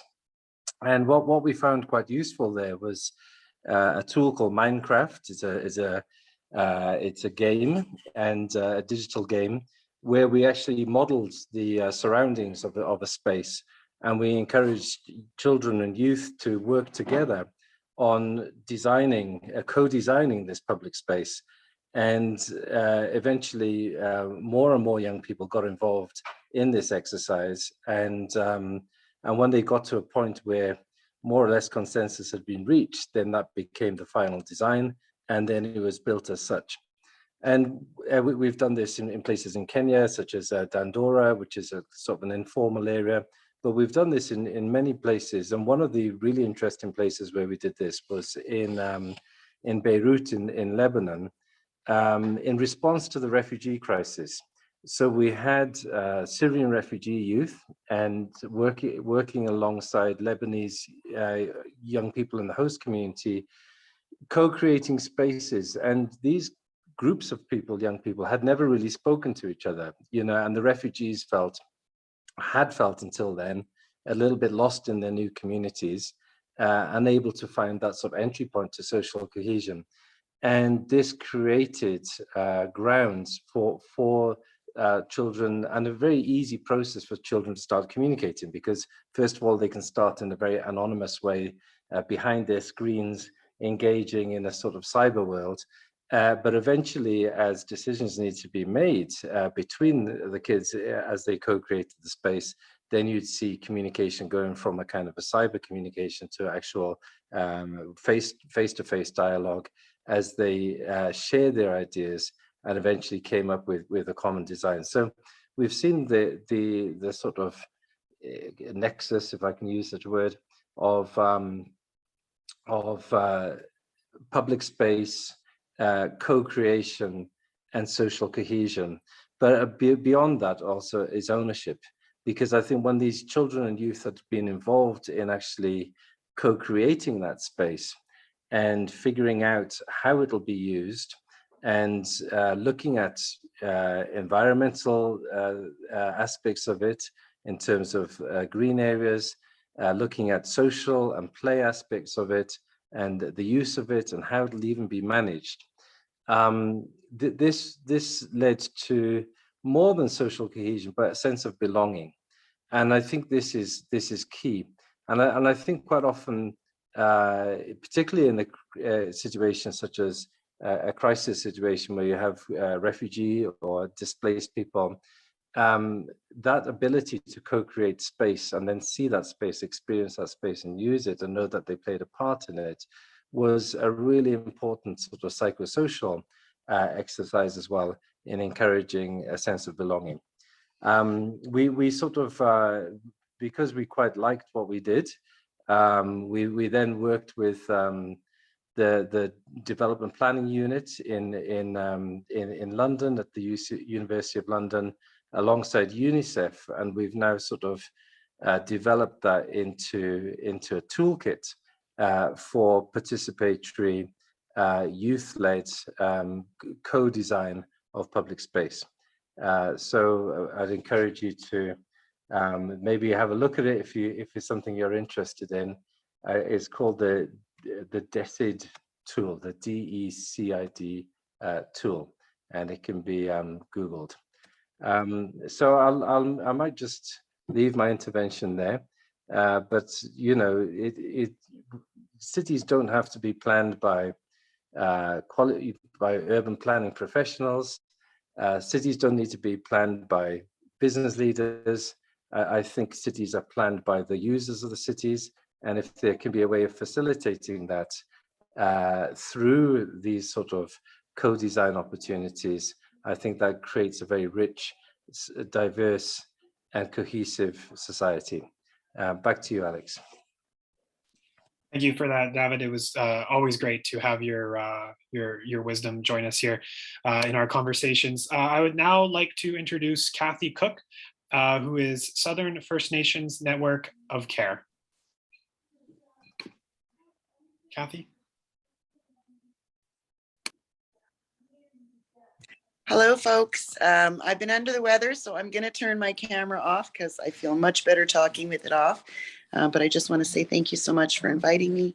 My name is Kathy Cook. I am from the Southern First Nations Network of Care. We oversee 34 Indigenous communities, 10 child welfare agencies. I'm currently on Treaty 1 territory. I was born in Treaty 2 and I married into Treaty 5. So all over Manitoba. So I just again wanted to thank everyone for inviting me. I've had some time to kind of briefly go through all of the documents, and I echo many of the sentiments and statements of our colleagues, you know, especially the need to engage young people in every process. Some of my history, I had the opportunity to work with the Manitoba Advocate here, which was guided by the United Nations Convention on the Rights of Children. And that was probably one of the most amazing experiences I've had in being able to collectively work with a group of young people. I know it was said that they are brilliant, and I agree. And so one of the core values that I work from is that I really don't you know, plan or case plan for children. I think that their message to me in the time I worked with them was that there should be nothing about us without us. I have taken that into the work that I'm doing with my community. The comments I kind of want to make is, I mean, I truly believe in the rights of children, the rights of communities for equitable services.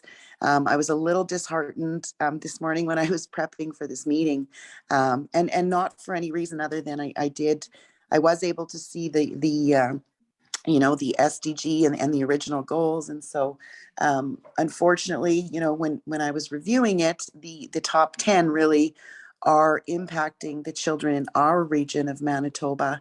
And again, I'm coming from a child welfare perspective. So with over 10,000 children in care and 90% of them Indigenous, the urban center is very special to my heart because we have so many of our children in city centers. But my focus as well is community and being able to develop the infrastructure there. You know, so poverty being the first one. I mean, most of the populations that I work have lived and been impacted by poverty, in addition to, you know, residential school impacts. I mean, you know, we can't get through a conversation without acknowledging, you know, the over 7,000 Indigenous children that, you know, we're recovering to return to family. But, you know, the piece with poverty, zero hunger, you know, many of my community and often many of the children that are working in the population, they, you know, they go every day being hungry. We're transitioning children out of care and essentially creating a pocket of homelessness. Good health and well-being, quality education. So the infrastructure piece, again, that's why this is so exciting to me, because I really truly believe that when you have a group of adults coming around the table to support that advocacy, it can make a much bigger difference. But again, I have to, you know, echo the sentiments of the colleagues here that, you know, stress the importance of engaging young people in every stage of these discussions. And additionally ensuring for me in Manitoba that I am really being led, you know, with the idea of a decolonized approach, and that, you know, making sure that we're accessing, getting the information from all of our community partners. You know, inclusion is key, and making sure that anything, you know, sustainable that is created will be successful. So yeah, I apologize that I didn't have a beautiful presentation again. I'm really happy to be here, and I've begun kind of reading some of these materials. My work again has primarily been under the UNCRC, in addition to UNDRIP, the United Nations Declaration on Indigenous Peoples. So I just wanted to say thank you, and I look forward to you know, this process and seeing where it goes. And I'm, you know, grateful that I was able to hear so many folks before I had to speak, because it appears that those of you who have been kind of working on it and sitting at the table have taken many of these into account. So thank you for that. Thank you so much, Kathy. It's great to have some more of on the ground perspective, especially what's happening in Manitoba, and well as sharing some of those values as we move forward on this program. I would now like to introduce Jason Kandan, centrally assigned principal, system leadership and equity at the Toronto District School Board. Jason, go ahead. Thank you, and good morning to everybody. I've come really to listen to see what's happening globally, and it has been fascinating to hear insights from other people. So thank you for sharing the work that you're all doing. To give everyone a little bit of context with where I'm situated. So I'm here on behalf of the Toronto District School Board, which is Canada's largest school board. We serve approximately 250,000 students in 583 schools from kindergarten to grade 12, which makes us one of the largest school boards in all of North America. So within that, we've been doing a lot of work as a system around global competencies and specifically focusing on nurturing global citizens with the students that are in our schools. And I see the opportunities that we're discussing today as a way for us as a school board to further that work. And I think it's really important, and I think I'm so happy to hear so many people echo the sentiment around listening to students and centering students and youth in our work as we move forward. I think that there are lots of opportunities. I think about right now as a system, we really want to do more work with our students around the climate crisis and making links to sustainability and equity, because all of those things, there's a clear path, right? And what are ways that we can have students demonstrate leadership in these areas and really help move sustainable development forward. I think within that too, the idea of promoting well-being and joy is so important. When we look at some of our recent data that we have as a school board around the impacts of COVID-19 on students and families, as we all know, it's been immense. And I think anything that we can do to help give our students and families opportunities to feel that sense of joy, well-being, and belonging in their spaces is critical. I'm really interested in ways that our students can get involved in co-designing outdoor play spaces to help build that sense of joy and belonging for students. The idea that was discussed around play provocations is one that I really would like us to explore further as a system. And I see lots of opportunities. So again, thank you for inviting me and allowing me to be part of this conversation. Awesome. Thank you so much, Jason. It's great to have a representative from the Toronto District School Board here as we continue down this path collaboratively together.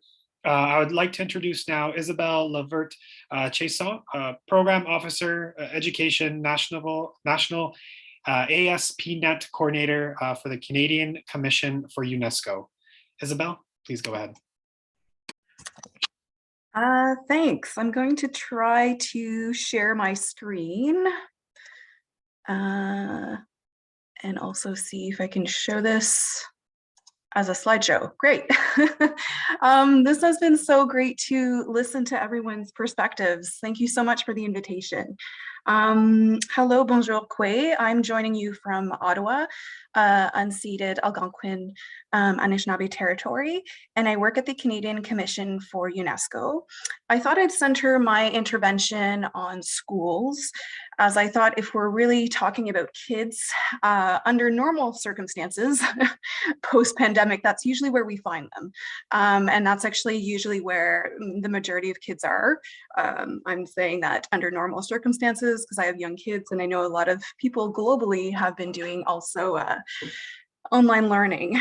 But just a little bit, before I jump into the UNESCO Schools Network, just want to frame a bit where I'm coming from. So the Canadian Commission for UNESCO tries to bring the priorities of UNESCO in Canada, and UNESCO is the United Nations Educational, Scientific, and Cultural Organization. So we're part of the UN family, like UN Habitat, and UNESCO is actually responsible for SDG 4, which is quality and inclusive education for all. But of course, all of our work is under the Agenda 2030, just like all the other UN agencies. So as I was saying, in terms of trying to frame children and youth, and with this SDG awareness campaign, we really believe in an inclusive and intergenerational approach, and we really view as kids and youth as a key part of our partners. That's actually why we have a youth advisory group made up of youth from across Canada that support and guide and work with us in partnership in all that we do. And then we also have a UNESCO Schools Network, which are made up of schools of K to 12. And this is actually a global network in over 182 countries, over 12,000 schools, and they are really trying to work on the UN 2030 agenda, in particular target 4.7, but all of them. But I will focus on these kind of lens of global citizenship education and education for sustainable development. How we do this? Well, of course, I think it was mentioned before, but just to re-acknowledge that there are a lot of resources and campaign materials that are already pre-existing for kids and youth, and a lot of them are targeted. So I think our role as adults and allies for kids is really to try to navigate this environment, which can be sometimes overwhelming with so many online resources. But I think that's great. That would be a great role that this hub could play, is actually maybe explore doing a literature where you're exploring all of that that's already existing, and how do we put really kids and youth at the center of taking action on the SDGs. I work with a lot of teachers and the Canadian Teachers Federation, and also with ministries, so with the Council of Ministers of Education Canada. And one of the great things about the Agenda 2030 that teachers have told me is that this is actually quite accessible in terms of simple, plain language, and it's also really easy to connect to community action. And particularly in urban settings, you can hit on easily all of these 17 goals. A way that we've been trying to do that is develop actually tools. So we developed a teacher's guide for the schools and the network so that they can actually bring this to light with tons of hyperlinks and other organizations that are doing that. We also established a partnership with the EdCan network, which is an online magazine and hub for teachers in Canada, where we did a special edition just on the Sustainable Development Goals, where there's free downloadable articles written from our members and teachers and partners. I want to point out, though, that in the Canadian context, and I would say globally as well, we need to also look at a reconciliation lens to achieving the Sustainable Development Goals. It is critical that we explore how Indigenous and non-Indigenous peoples can work together towards achieving that. So that is also one of our overall goal in Canada. But also to note that the Decade of Indigenous Languages was just launched in 2022, and having access to Indigenous languages around the world and connecting that is also critical in learning and opening and how we see the world. So we worked with archiKID to develop a teacher's guide and better understanding Indigenous peoples across Canada, basically through short videos that were created by Indigenous youth, better understanding different realities in urban settings, northern and from across, and using that as discussion and teacher guides. Another lens that I think is critical from Unesco, and again, I have a really strong education lens, so that's where I'm coming from for kids and teachers, is the global citizenship education.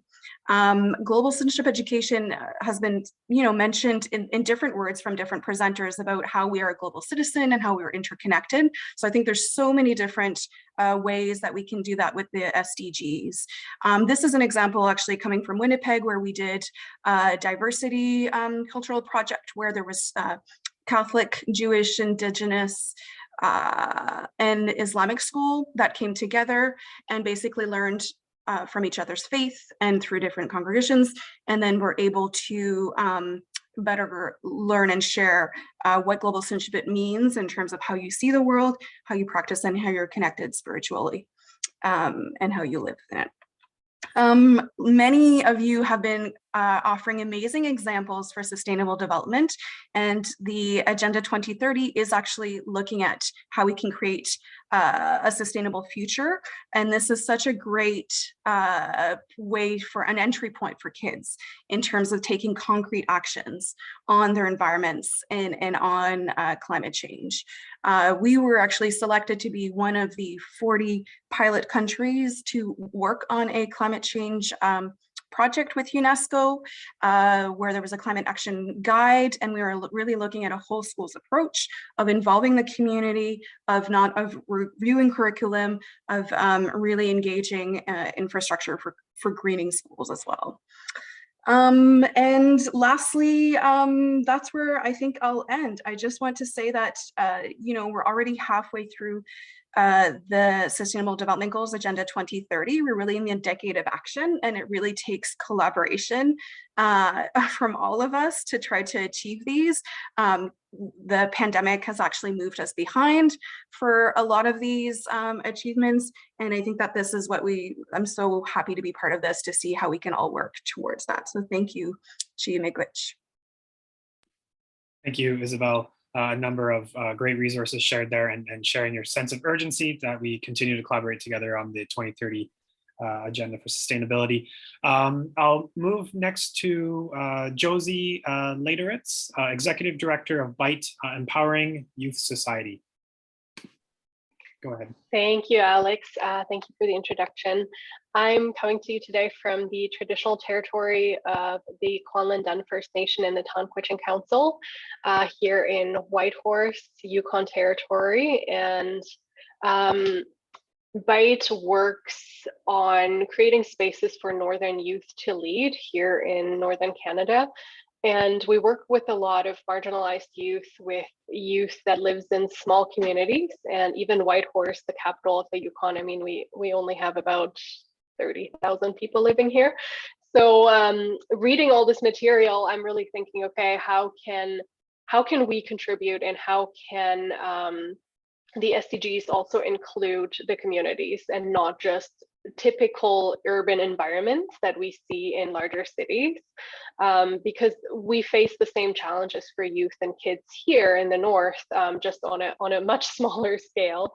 And I think for us, like the way we engage youth right now is we are running a Yukon Youth Panel on climate change, where we actively engage youth, and our core goal is always to ensure that all of our programming is youth-led. So we will never sit there and dictate what youth has to do, what kind of projects they want to accomplish or start, but instead we're sitting down with them with a youth advisory council in some cases, specifically asking, like, what do they want to do? What do they need from us to reach their goals and enjoy some of the opportunities that we come across? And I think one of the big topics for us that I had heard now from several people mentioned as well is, how do we reach marginalized youth? Especially for us in the north, we do see a lot of youth that doesn't live in well-functioning family systems. So their parents can share a lot of the opportunities that they might, like, that other families might share with their children. So how do we ensure that marginalized youth still gets included in all of these processes? And then also, how do we ensure that their needs are met, that they have enough capacity built up to even participate? Because, and again, this has been said before, but I'm going to reiterate it too, like here in the north, we face so many challenges for mental health in youth and children, homelessness and opioid crisis that we're really struggling with right now, and suicide. So how do we even ensure that youth has the capacity to participate in the development and the support of the SDGs that we're trying to accomplish here, because they're struggling on a day-to-day basis with I want to say almost like way bigger topics, because if they wonder where their next meal is coming from, they won't have the time and capacity to think about sustainability. And I think that is just something that we see massively in the North, and that I would want to kind of see incorporated in this conversation too, of like, how do we ensure that this is not another privileged project, but actually inclusive to all youth across all areas of our society. And I think the final thought to that is also, how do we create safe spaces where youth can speak their mind?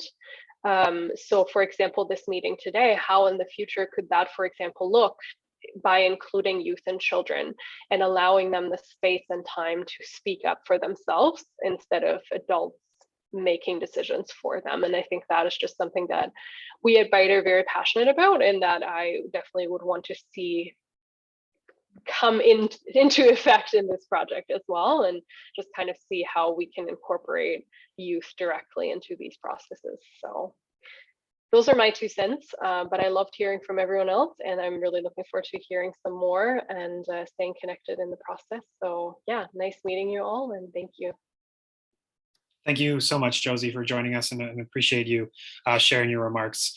We'll move to Katerina Ostapunchuk, Program Manager of Global Child. Katerina. Hello, everyone. My name is Katrina Ostapchuk, and I'm Program Manager of the Global Child Research Program.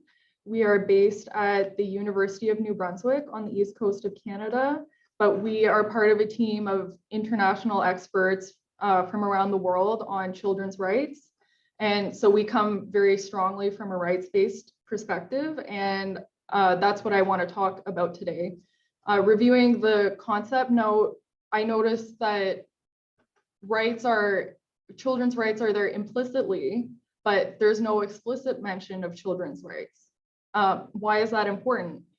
Children's rights are connected to the SDGs very closely, and that's been shown in our work. What Global Child has done is built a digital child rights monitoring platform comprised of 41 indicator sets for the 41 articles of the UN Convention on the Rights of the Child.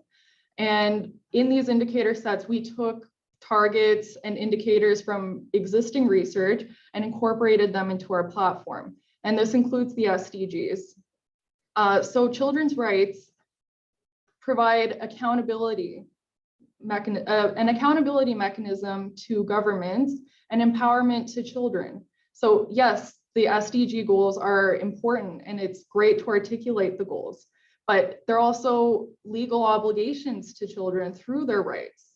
For example, since this initiative is focused on Goal 11, some of the targets that were incorporated to our platform include 11.1, ensuring access for all to adequate, safe, and affordable housing; 11.2, access to safe, affordable, accessible, and sustainable transportation; 11.6, reducing the adverse per capita environmental impacts of cities; and 11.7, providing universal access to safe, inclusive, and accessible green and public spaces.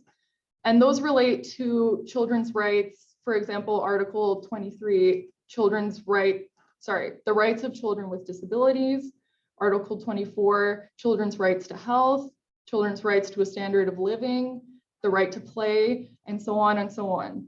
So children are entitled to these spaces. They're entitled to these targets.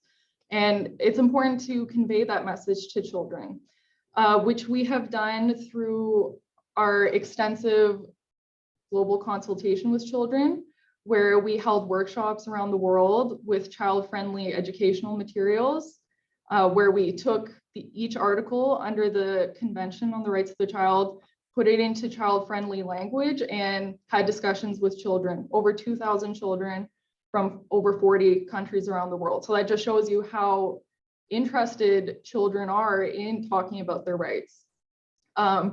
So we reviewed their feedback from our workshop, and we incorporated them into our indicator sets. And these educational cards are freely available on our website. I can share the link for everyone.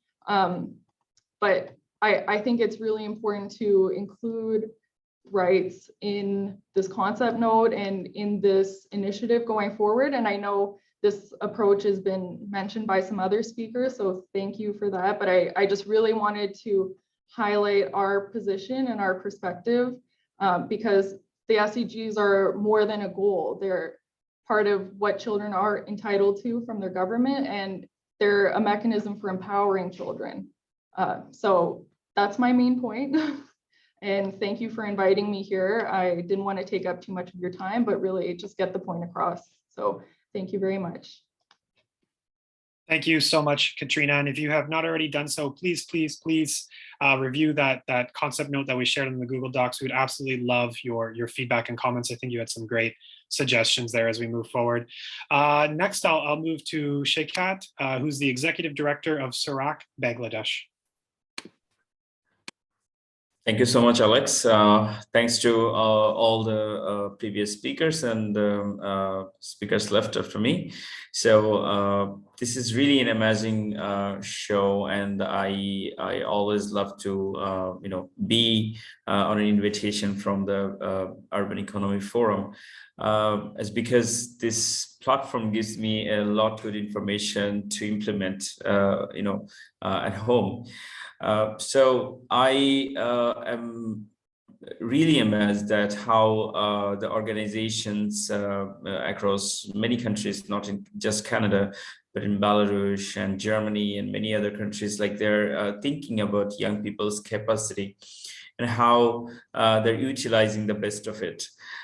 So my organization, Sorak, is a youth-focused and youth-serving organization, basically based in Bangladesh, and also we are supporting young people, including children and adolescents, to grow up with the knowledge and access to their, the human rights-based needs and everything.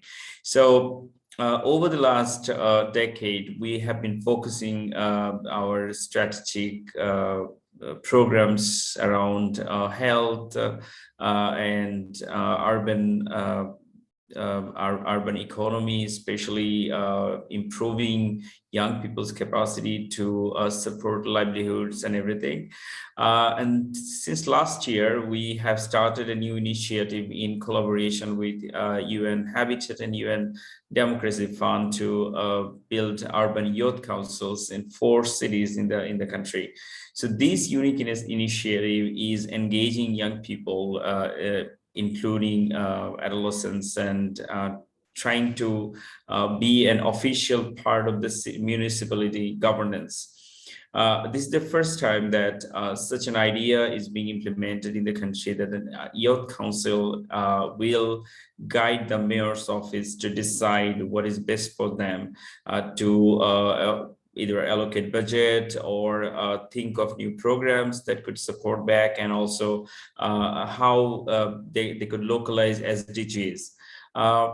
So over the last couple of months, I have an update that we have successfully partnered with all the 4 city corporations, and the mayors are so happy to host the council. So it's like this is now building up right now, and the task force are formed, and hundreds of young people are already participating to design the task force.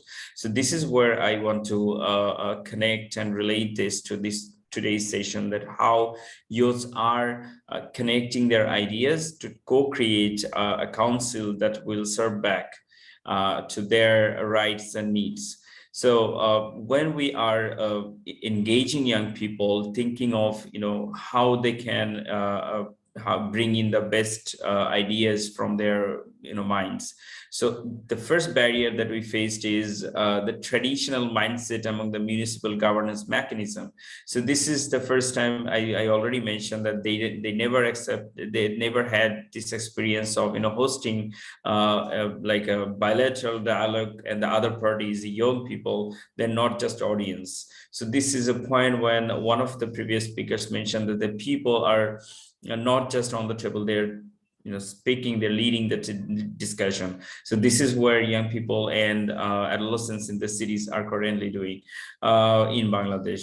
So over the next couple of months, we have a plan to engage them with the ministries and youth department and other agencies that are connected, and especially they're focused to deliver for young people. So why? Because all the stakeholders will come and join and learn from the shared thoughts and co-creation process of an youth city council in the country.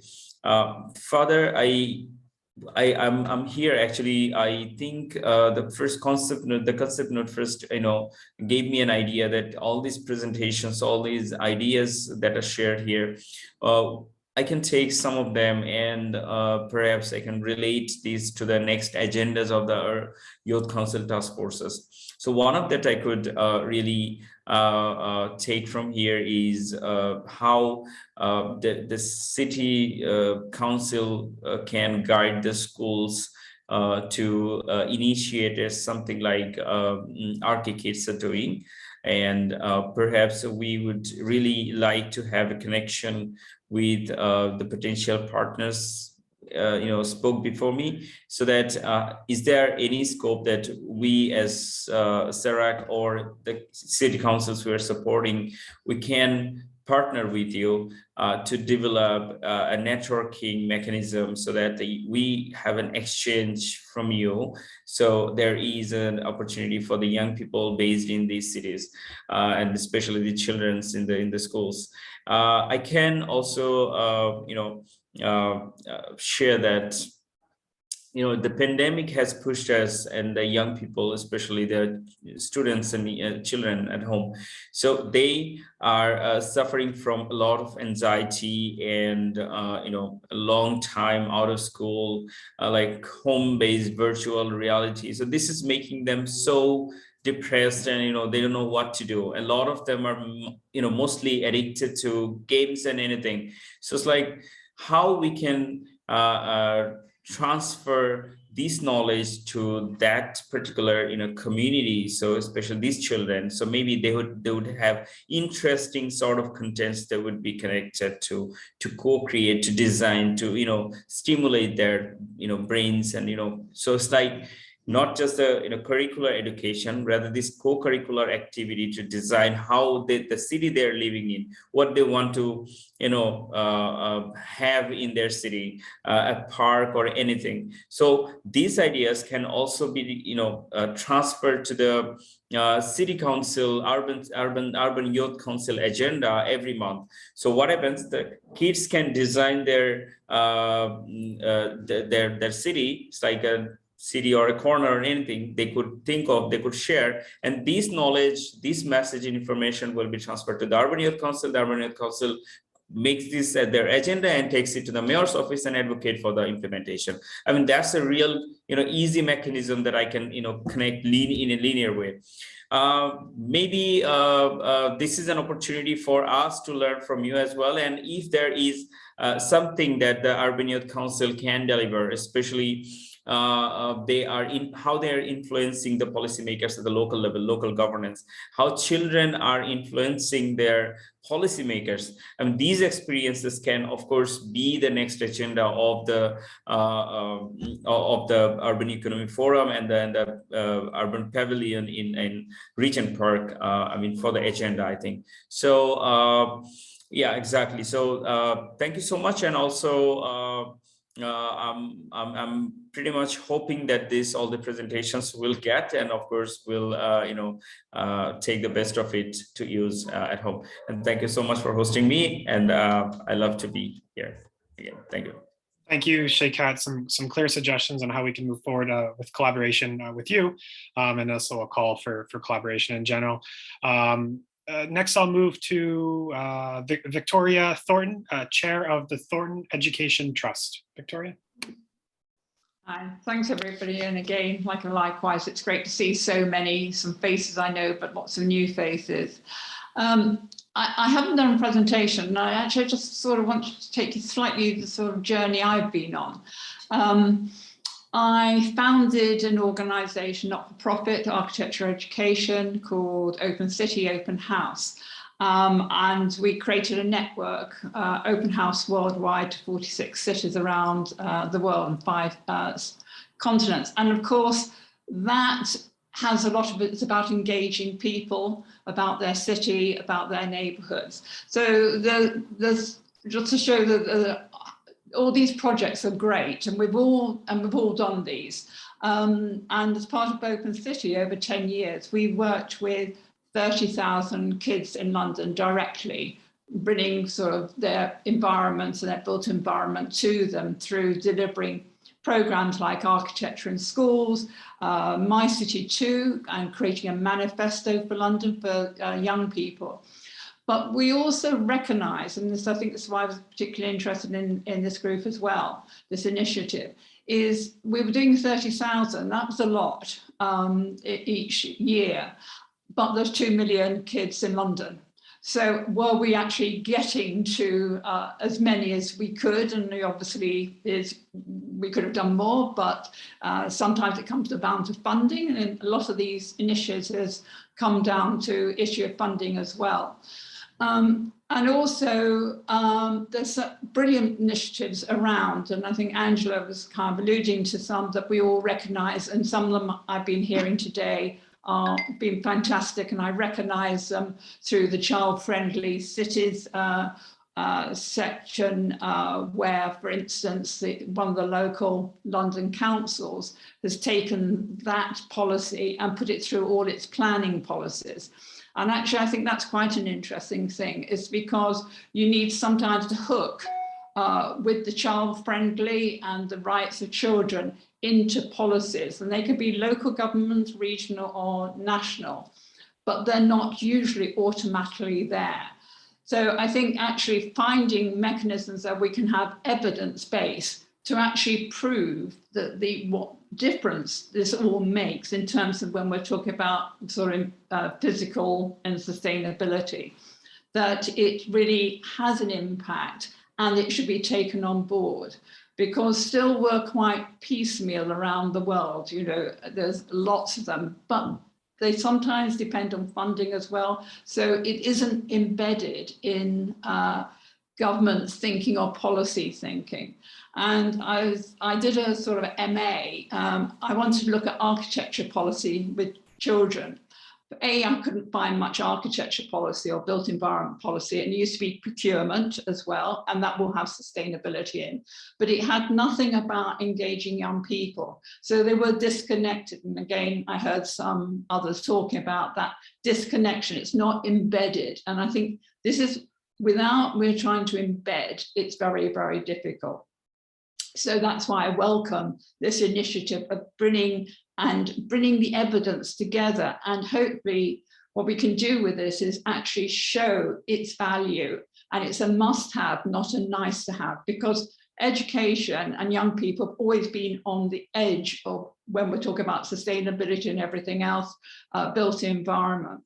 So the reason we set up TET, as we call it, Thornton Education Trust, was to recognise that there's a lot of these organisations going on, but what else, or from inside, i.e. the built environment professionals, what could they do? We need to capacity build. We as all different organisations can do an incredible amount of work, but how do we really capacity build? How do we create this environment? We feel that actually the built environment sector, professionals, those who are involved in it, should be able to add to that. So instead of having 10 organizations, we can have 1,000, say, architectural practices, planning agencies, actually engaging and doing programs and delivering and doing research as well. So how we're looking at it is for us, is not engaging with the children, we've all done that a lot, but actually helping those who have and celebrate and recognize them to the high authorities into policy, but also encouraging the profession, as it were, to actually do more in their own right within their practices. And we do this, how we're looking at it is through the Social Value Act, which we've had since 2010. And the Social Value Act actually talks about how you bring something into your own practice as such, rather than always working out where it's a client is involved, where you get funding to do public consultation or youth consultation. So we're saying, how do we actually spread the word and actually get all the, especially the future architects, the young architects who really understand sustainability and kind of sustainable environments, how can they help deliver what we're all talking about in these goals? So we've really just taken it from another angle at the moment. So our work is really about celebrating, creating resources, evidencing those resources, and actually researching what evidence is out there, so we can build it and help the policymakers recognize it. So there's two parts. One is about the policy, but we need to capacity build at every level. Organizations like ourselves, but bring kind of the profession built environment sector into play and being part of this process as well. So we're early. We only started in 2021. We've already done an awards, Inspire Future Generation Awards. We're looking now, we will work, and this is nationally, we will work with schools now to do an Architecture into Education Schools Awards program, because architecture built environment is not in the curriculum. So how we're using that is recognizing the theme of architecture built environment, urban spaces. And then we're using the 6 R's, which is obviously the 6 R's of sustainability, from reuse, repair, rethink, reimagine, and using that as a basis to actually, for a school and maybe the whole school, work with this theme around sustainability. And that resource, then we can actually amplify by providing it resources for other teachers and school teachers, and also the profession. So I suppose we're just not taking from a different view. In a way it's similar, but we're actually at the moment trying to capacity build within the UK. But we've already recognized, and I think members in Belarus, etc., we also had an international section because we wanted to learn from others, not just from ourselves in the UK. But there's such fantastic programs around and initiatives that we can all learn from each other. And as Angela said, there's massive amount already exists. And I think it's taking that knowledge that we have now and saying what has been worked really well and what hasn't worked so well, and why hasn't it, and how do we actually bring it about that it brings, we get it into policy change. I'm very much with the politicians. So it's embedded, and it's not just a political, also animal, which we all know it can be, but actually everyone buys into it. So it's embedded in government, local government, within the sector, within schools. And I think if we do that, we can all go home and put our feet up. But I think we're quite away from doing that. So again, thank you very much for opportunity to listen to everybody. And it's great to see so many initiatives. And I just think they're all brilliant. Thank you. Thank you, Victoria, for a lot of insight there as we move forward. Next is Zoe Fortin, Executive Director, Playground NYC. Zoe, please go ahead. Hi, thanks everyone. Let me just share my screen really quickly. Hopefully you can see that now. Can you? Was that a yes, Alex? Yes, yes. Yes, okay, fantastic. Thank you. So yes, I am representing Playground NYC today. Thanks for having me. It's good to see you all. What we do at Playground really is focus on play. So I was really interested in hearing some of those conversations, especially from the Bentway. It's nice to see on this call. We're a nonprofit organization, and our mission is to transform the city through play, which is a very broad, wonderful, wonderfully broad mission. We focus on New York City, but do also a lot of advocacy to replicate some of our models. And our vision is really to reimagine the urban environment as a place where all children can play, create, explore, regardless of demographic status. So we look at all spaces where children play, whether that's school, playgrounds, play streets, etc. And we look at how to support their play, recognizing that there's some barriers to play, like school time, like car-centric cities, but also more often than we'd like, really poor playground design and poor play space design in the city. So really what we're asking ourselves as an organization is, are the current playground designs really serving the children, and how can we do better? We also recognize that play is essential because spaces to play, imagine, create are essential for healthy development of our children, which hopefully this is something we don't have to debate on this call. So how do we do that within our programs? We run an adventure playground, which is New York City's only adventure playground on Governor's Island. It's called The Yard. We'll show you a few pictures now. An adventure playground is a child-centered and child-directed play space where children can modify and create their own play environments with your supervision and assistance of our trained play workers. In our version of the adventure playground, kids have access to tools like you see on pictures here, loose parts, a lot of recycled materials, and parents are not allowed. So it's really a child-centered play space. The adult supervision takes the form of play work, in which play workers help children manage risk rather than prevent it.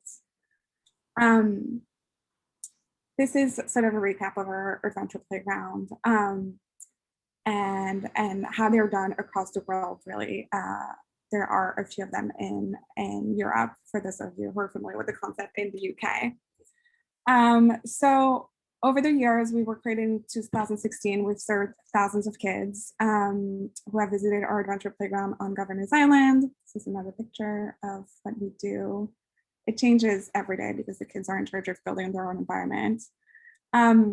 And we also do a lot of programming at the Yard. So the Yard's free for all kids during the weekends, and we also have 11 weeks of summer camp. So why does this matter? We believe that children play if we let them, and that they process the world through play and the city through play, that develop many skills through play, and that experiencing risk has many benefits to child development, like reducing anxiety risks later in life. The other questions we look at as they relate to play is the intersection of play and urban planning, and questions like, can play streets have an impact on keeping women on the workforce? If we had play streets where we could trust our children to play, would women be more likely to stay in the workforce because they don't have to be at school pickup every day? We also look at play streets and their impact on lowering health risks like obesity risks in kids around the world. So we also bring our version of adventure play to communities around New York City. We work with schools, street fairs, community centers, public parks. They're all great spaces to inject self-directed play.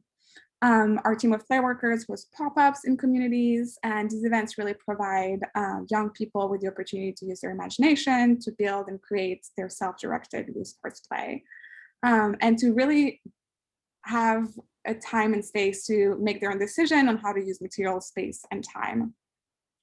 This is another example of our community pop-ups. This one was in Harlem, here in New York City. And obviously we're seeing huge momentum with the open streets movement in New York, and I'm sure in a lot of different cities where you're all based, which has facilitated a lot of this outdoor programming for us in different neighborhoods. At the Yard, we also host field trips for schools, professional development, including play worker training. And we use this network of play worker to do advocacy with city planners, you know, like this event is part of, and advocating for better playgrounds, more playgrounds and better playgrounds around the city.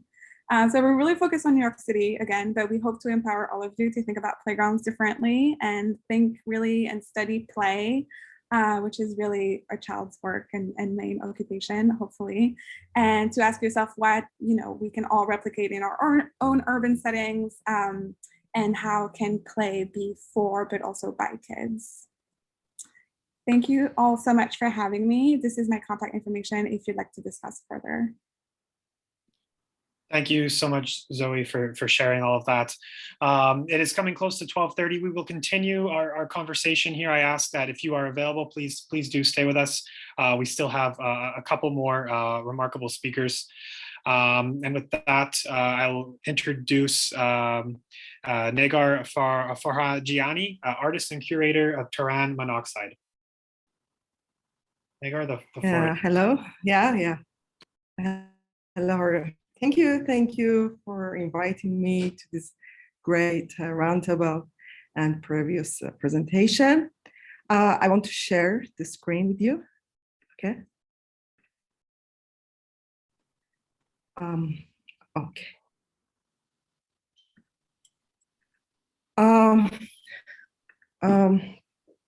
I want to talking about my project Tehran Monoxide, which is an ongoing artistic, social, and collective project initiated in 2010. This project is a curatorial and artistic project which has 5 phases. That green corners is the last phase that I want to talk about what's happened, and I think it's related to this roundtable. Because of that, I want to start from 2007 that I worked on this phase, because Tehran Monoxide, if you look at the timeline, has many events from 2010, and it's focused about the air pollution issue especially in Tehran as a capital, but by the practice and during these years, I try to work with other artists, with citizens as a collaborative project, and finally the Green Corners is the last phase, Green Corners has many aspects that you can see. What's the main objects, which is environmental, cultural, social, and educational. And this is, I believe it's art project, but it has many aspects. The main things, yes, it is planting and look at the plants, the local plants with kids, and have experience how we can planting together with the plant ecologists who collaborate in this project. But the things which is so important for me and the team that we worked on that is how we can make the some classes green, how we can make green walls in their classes. And by this subject, we found many, new opportunities, how we can work with kids.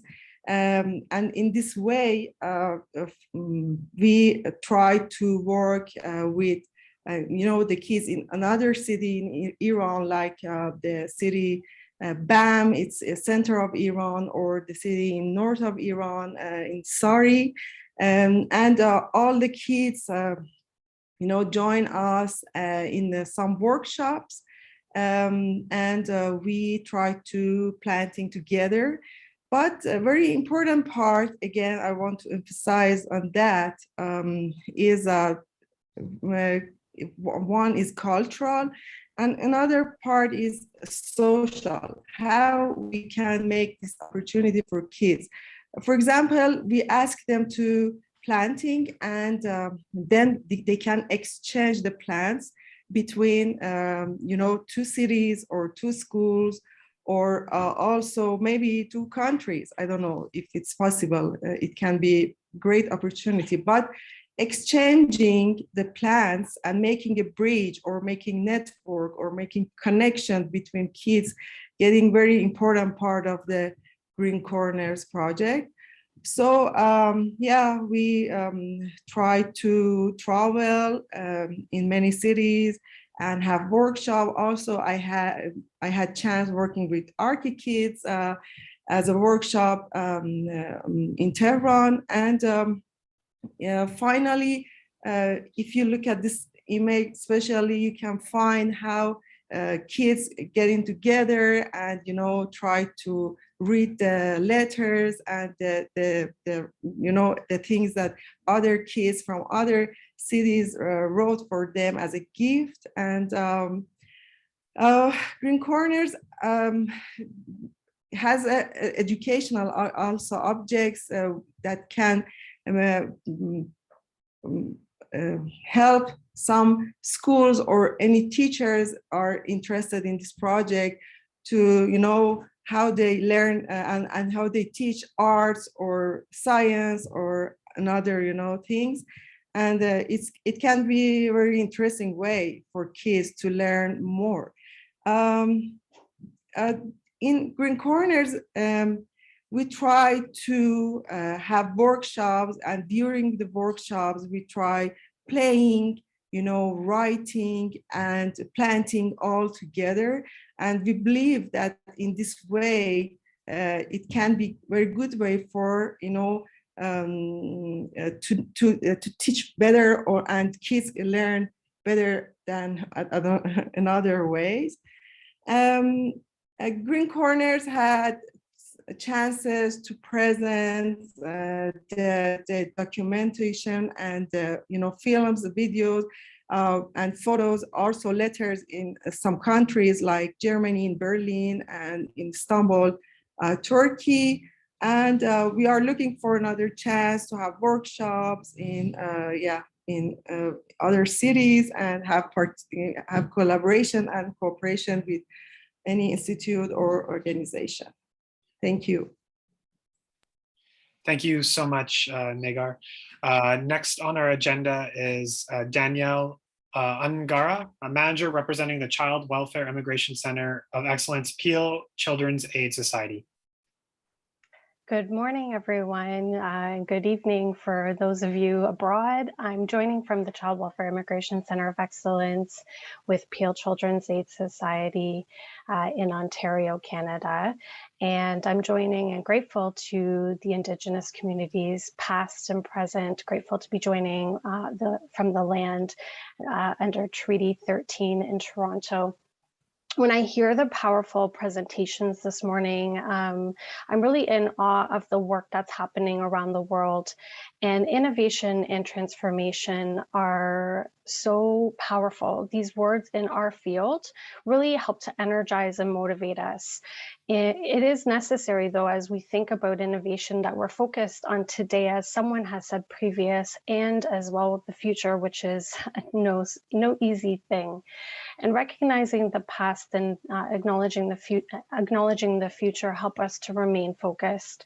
The present and the future are key to us. In the work that we do, we work with children, youth, young adults and families across Ontario. And, sometimes they're coming to us from across Canada. And these are children and families that are moving across international borders, people that are immigrating, seeking asylum, fleeing persecution, many people who are trying to locate family members and be reunited with loved ones. And many of the people we work with really face a number of challenges here in Canada. And we witness these challenges, and these are particularly in housing and in the building of community and networks. So in our work, we really want, children to be safe. We want youth to have opportunities. In our work, we want young adults to have permanent ties. And we want families to feel safe and healthy and supported and connected. And I think, cities and towns and neighborhoods for all of us play such a significant role in our lives, from providing that feeling of safety and sense of belonging, to also providing a space to grow throughout our lives, right? The life cycle. And in our work, our focus is on the rights of children and youth. And we're focused on them not only here in Canada, but abroad as we work to help the Canadian government bring home citizens who may be unsafe abroad, or as we help people who are newly arriving to Canada settle and choose the communities that they'll settle in. In all of our work, though, we want to remain focused on promoting and elevating the voices of children, and it's been mentioned. And there are creative ways and strategies that help us in our work, but our work is to really ensure that the systems and professionals who are engaging with the youth that we support, that they are centering those voices, and we are about sharing our knowledge about our work. Ultimately, and it's been said a number of times, we value diversity, equity, and inclusion in our work, and we value partnerships. And, we value to a very high degree the experiences of the people that we're serving, those children and youth. We've launched recently a youth group to support children who are living here separated from their parents and their family. And we really want to help them to build their network as they settle here, as they find their new sense of community, and help us to co-create the direction for the group. I'm really pleased to be here. I know we're pressed for time this morning, but I'm here. I am really pleased to be here to support this new partnership and raise awareness of the World Urban Pavilion in Regent Park, and the work here today, the collaboration across the world. It seems like a very important one. Our message, I think, to all of you is we're here and we'll provide any insights and collaboration as we can. We believe that we can make a powerful impact, especially when we work together to engage with youth and raise their voices. So thank you for including us, and we look forward to building a sustainable relationship and connection for coming months. Thank you, Alex, and everyone. Thank you, Danielle, and we appreciate your show of support for this partnership as we work together for this program. Next on the agenda is I would like to call Celine Bernhardt-Lanier, CEO of the Log Off movement.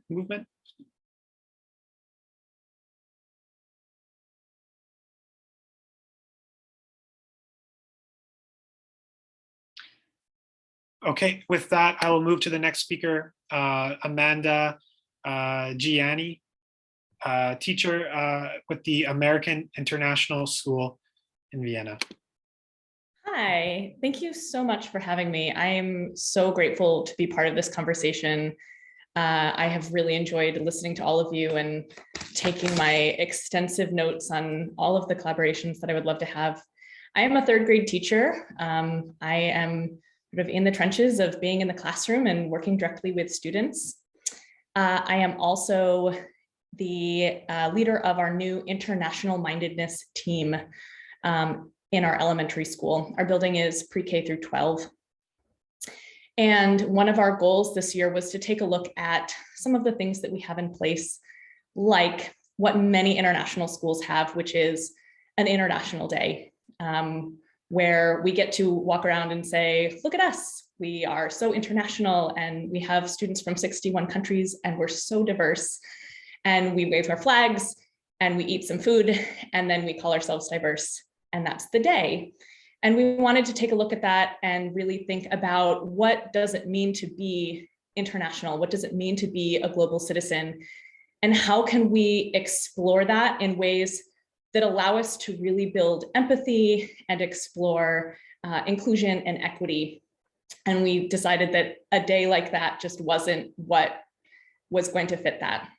So what we did is we decided to do that through the lens of the UN and the UN Sustainable Development Goals. So we turned what was once a one-day celebration into a year-long curriculum for our students. So we've had different thematic weeks throughout the year so far. We started in the fall with a week where all grade levels looked at just what is the UN, why is it there, what are some of the things that it does. We had another week where we looked at the rights of the child. And then we launched into the Sustainable Development Goals, and that was kicked off by the elementary school play, which was, instead of doing a traditional play, we did a series of 4 one-act plays that were all based on stories that connected directly to real life issues that connected to the Sustainable Development Goals.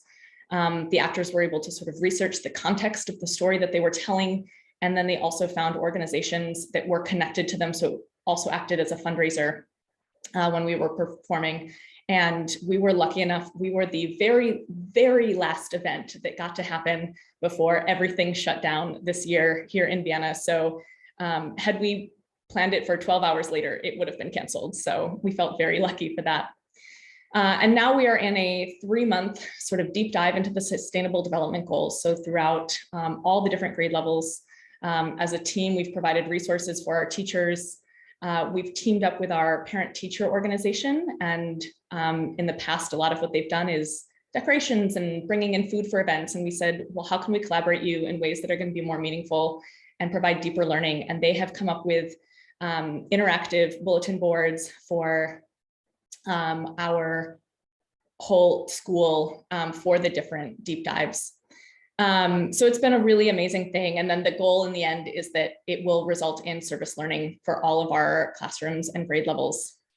My biggest takeaway from today is really being inspired by all of these organizations and knowing that I can go back to my students with these groups and initiatives that are listening to the youth, that are listening to young people and say, your voice is being heard, and that these things that you're doing can make a difference. So that is really remarkable and awesome. So thank you for that.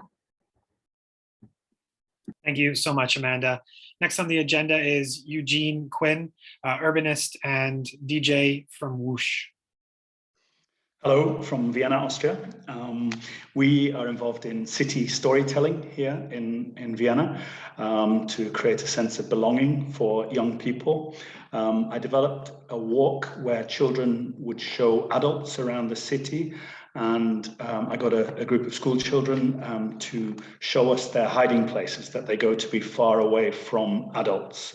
And the teachers were surprised that the children became so competitive, showing us all of their places that they go to hide away from adults.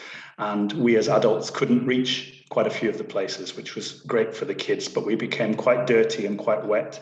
And the children loved that we entered into their spirit and saw the city from their level.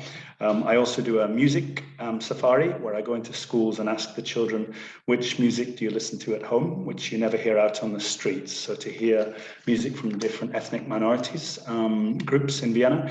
So it's 2 hours in a classroom of listening to loud music from Kurdistan, from Chechnya, from the Roma Sinti community. And then I collect this all on Spotify and play it as a DJ in their housing complex at the weekend, and they show us how to dance to their music, and where children go, parents follow. Also, because they were a bit surprised to hear me playing their music and quite entertained, and it was a chance for cultural representation. We did a social dining project where children met business leaders one-to-one with slow food and 2 hours to talk about the world from each other's perspective, because business leaders find it quite difficult to reach children these days since they don't use conventional media, most of them. And this was intensive discussion, empowering discussion, and with some good food as well. I also do an invisible smart city tour of Vienna, which is an English lesson for 16, 17-year-olds, where we explain to them what a smart city is and the utopian, hopeful aspects of it. We have a campaign for rebellious optimism to show children, that there's lots of reasons to get engaged with their city and how to develop apps and make the city work better in future. I also do a creativity visit to schools where we explain the value of individuality and being different to each other and innovation. And that's quite a loud hour with a couple of friends where we hopefully show children that thinking differently and being different is something valuable, not to be embarrassed about. I'm a free-range parent myself. I have a 9-year-old child, and I'm rediscovering the city through my son's eyes. The whole city is a kind of playground for him, which is also quite exciting. And I take children on architecture adventures through the city, where they post on Instagram the beautiful buildings they find and the ugly ones. and using a hashtag, and then they have to stand up in school in front of their friends and explain why they respond well to some buildings and negatively to some other buildings, just to create some debate. And you know, beauty is of course not universal. We don't want to finish a debate, but at least to start it. You know, this sense of engagement, and to look a bit deeper at buildings and why we respond to them in the ways that we do. I'd love to hear some more about the funding of the project and how we can get involved. And yeah, it doesn't seem to have been spell checked, your document, so I would recommend that you do that before you put it out for others to correct. But yeah, looking forward to being involved in different ways. Thank you, Eugene. And yeah, still a very collaborative, consultative process going on here, involving everybody in this conversation at the very beginning stages. Hence, no spell check. Anyways, as we move forward, Samad Katabi, co-founder and CEO, please, the floor is yours. Hello, everybody. I'm very happy to be here among these really great people all around the world. I have a very small presentation, so I don't know if it's, yeah.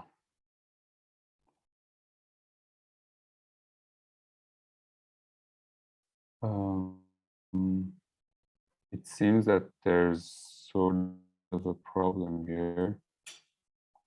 Can I solve the problem, then coming back again? So you move forward to the next one? Sure, Samad, if you send the document to my colleague Ozan, he'll be able to display it. You should already have his email. Ozan, maybe just give Samad a quick email as well so we can find you quickly. Until then, we'll move to Taylor, okay, thank you. Program Officer of Equatis, and then we'll come back to you, Samad. Okay, okay. Taylor, the floor is yours.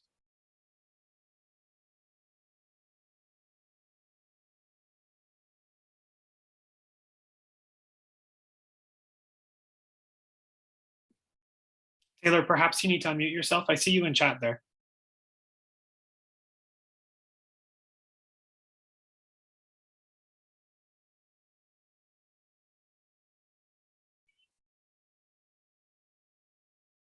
Okay, perhaps Taylor's having some technical difficulties there.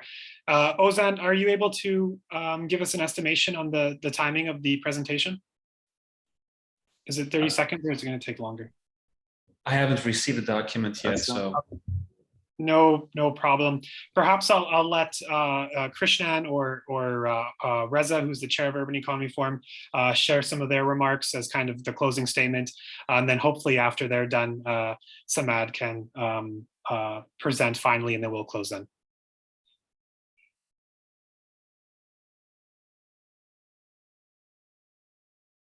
Reza, Krishnan? Is Reza coming? Who is make the closing? Reza, no, or what? All right, yeah. No, I'm really keen to get your comments, Krishna. Go ahead. Thank you. So Reza will do the closing. I think this has been an exciting evening for me. You know, it's almost what about 11 o'clock here, 11 p.m.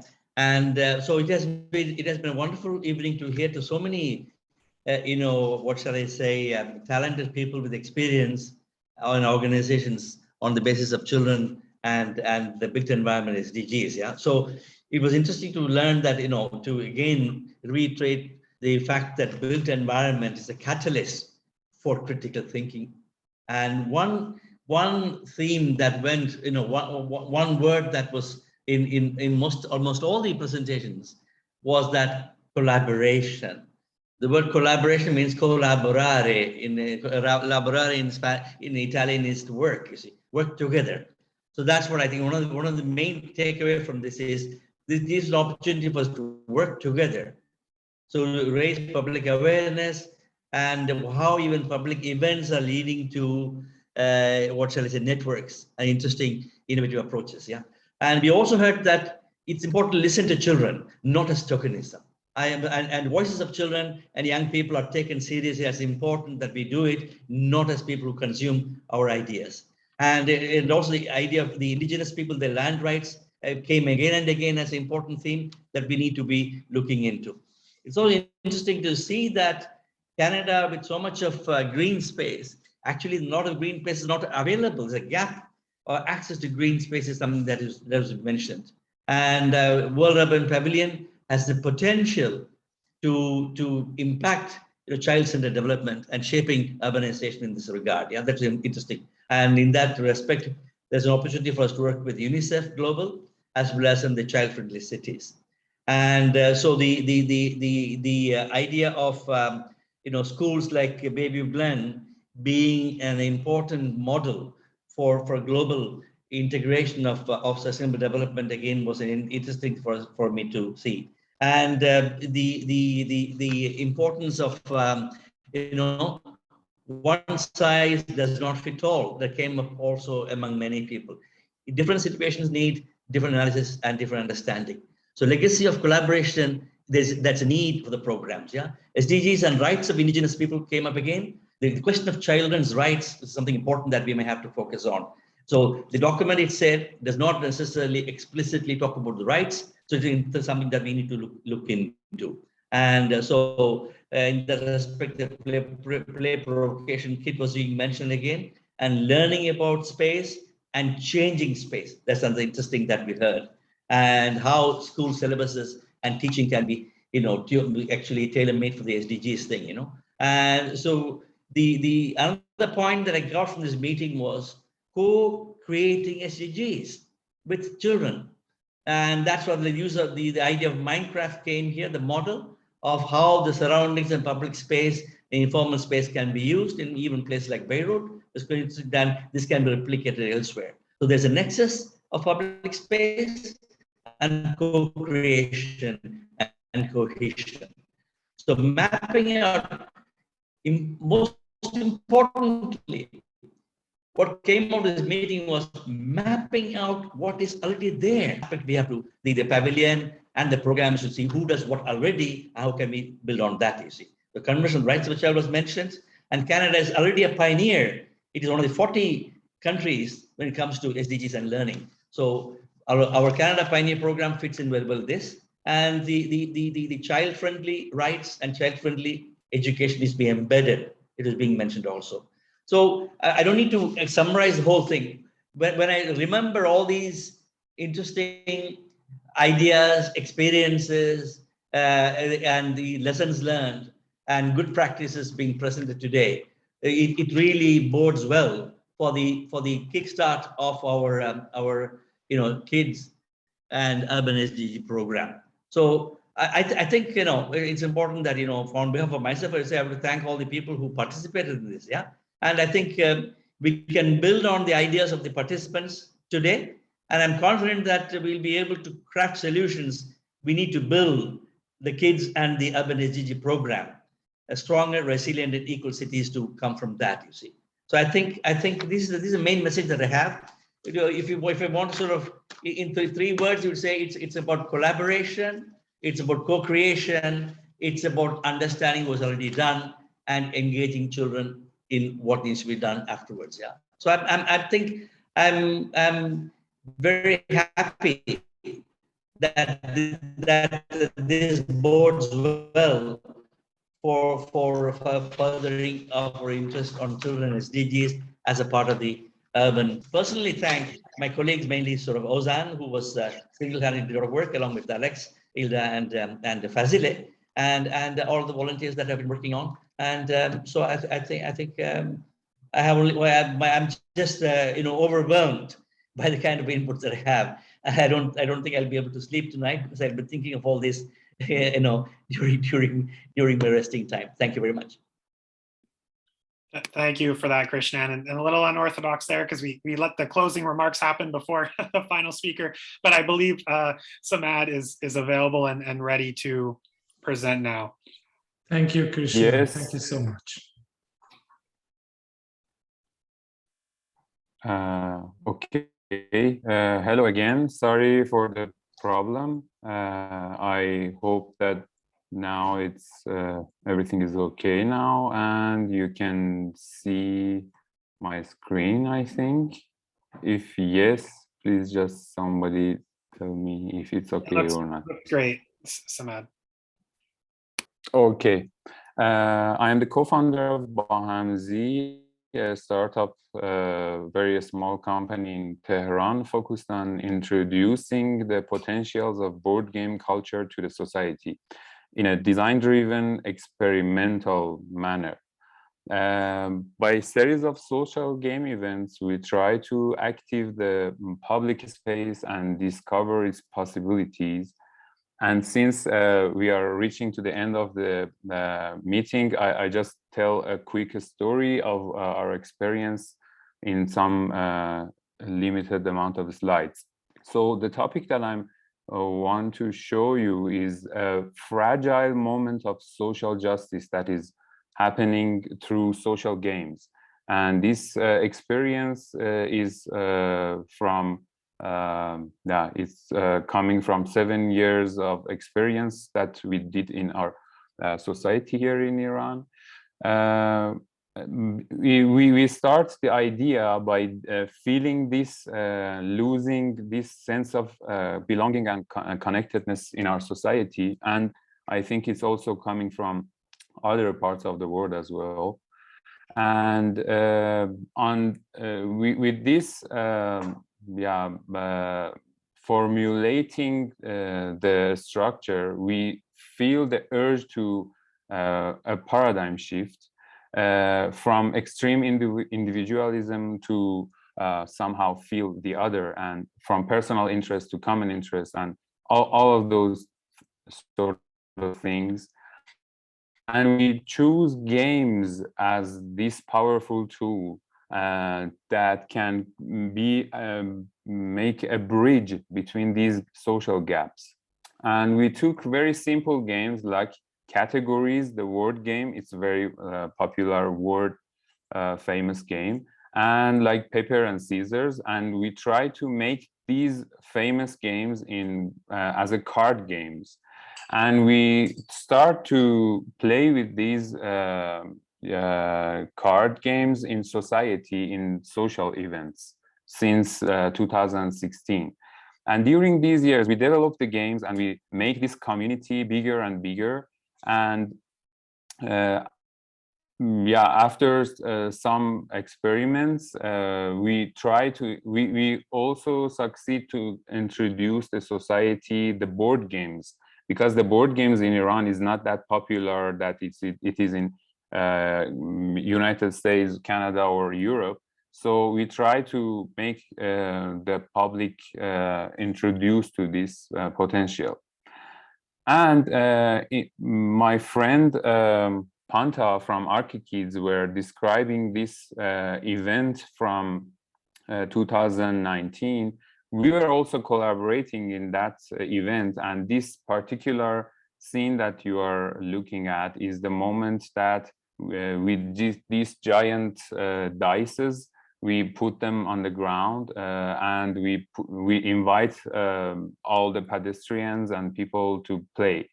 And the very interesting thing is that because of the objective of this game, which is very simple for everyone, we saw that really different and diverse kind of people, they gathered together and play. This place is located in north and kind of wealthy part of Tehran, the capital city of Iran. But these people that are here, they are really diverse, from very poor people, even child from laborers, and even from very, very wealthy part of the society. But just because of the potential of the game, it seems that for a fragile moment, people just forget what is their background. And just to summarize it very quickly, to becoming a citizen again, this is our kind of a process that we were thinking of, is that when you introduce a playful and social activity to society, you can create a meaningful memory for people that are attending. And because of that, they can have a sense of belonging to others and also to the city that they are living. Increasing the social cohesion is the aim that we are looking for, and we try to do that among games. And what happens in public is that people will meet face to face with each other, and they have sort of equal accessibility to this tool, and it can create a platform for healthy human interaction, and it can, as I said, it's an opportunity to bridge over the gaps. But what we are looking for in a post-COVID world is that we think it's our hypothesis, it's not proven, but we think that we have to move forward in a more hybrid solution. I mean, digital and analog games together. And also we have to keep the emphasizing on community building and also human interaction.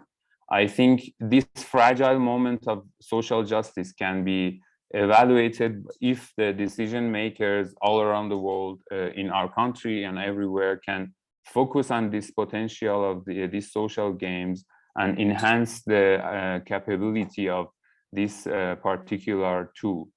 Thank you very much. Thank you, Samad.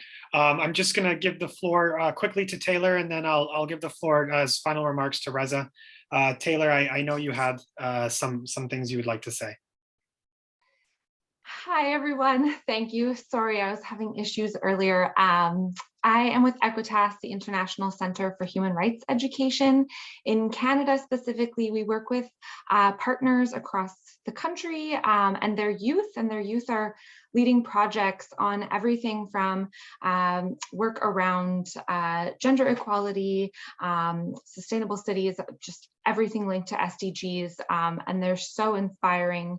And yeah, I guess I would just echo a lot of what other folks said today, which is that youth are the future, and they are making change now, and they do deserve to be heard and to be listened to. They have amazing suggestions for change. We just need to look to them to see how we can make our future more sustainable. So thank you so much for having me.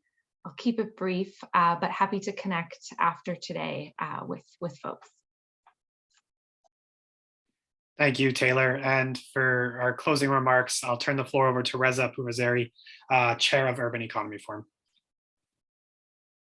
Thank you, everyone. It's almost 3 hours. We are talking about such important subject. It's fantastic. I learned a lot from all of you.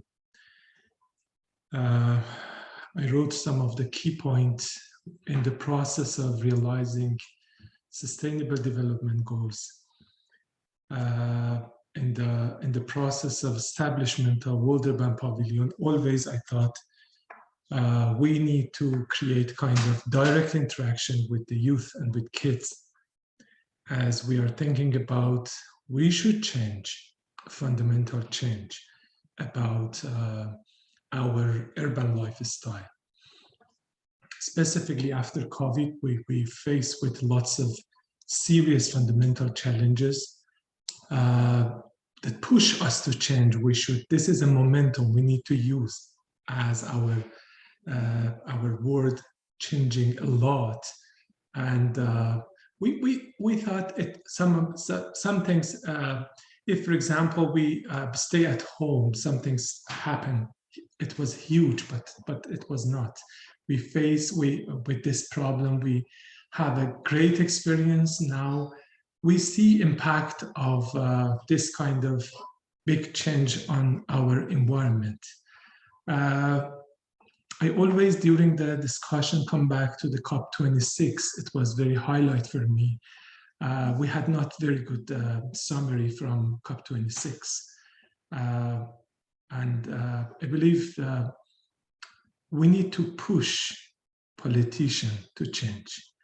And I believe this is a real global cohesion that we create regarding kids awareness program. This is beginning of the way. We have a very exciting journey. This is your platform. Come together, present your initiative.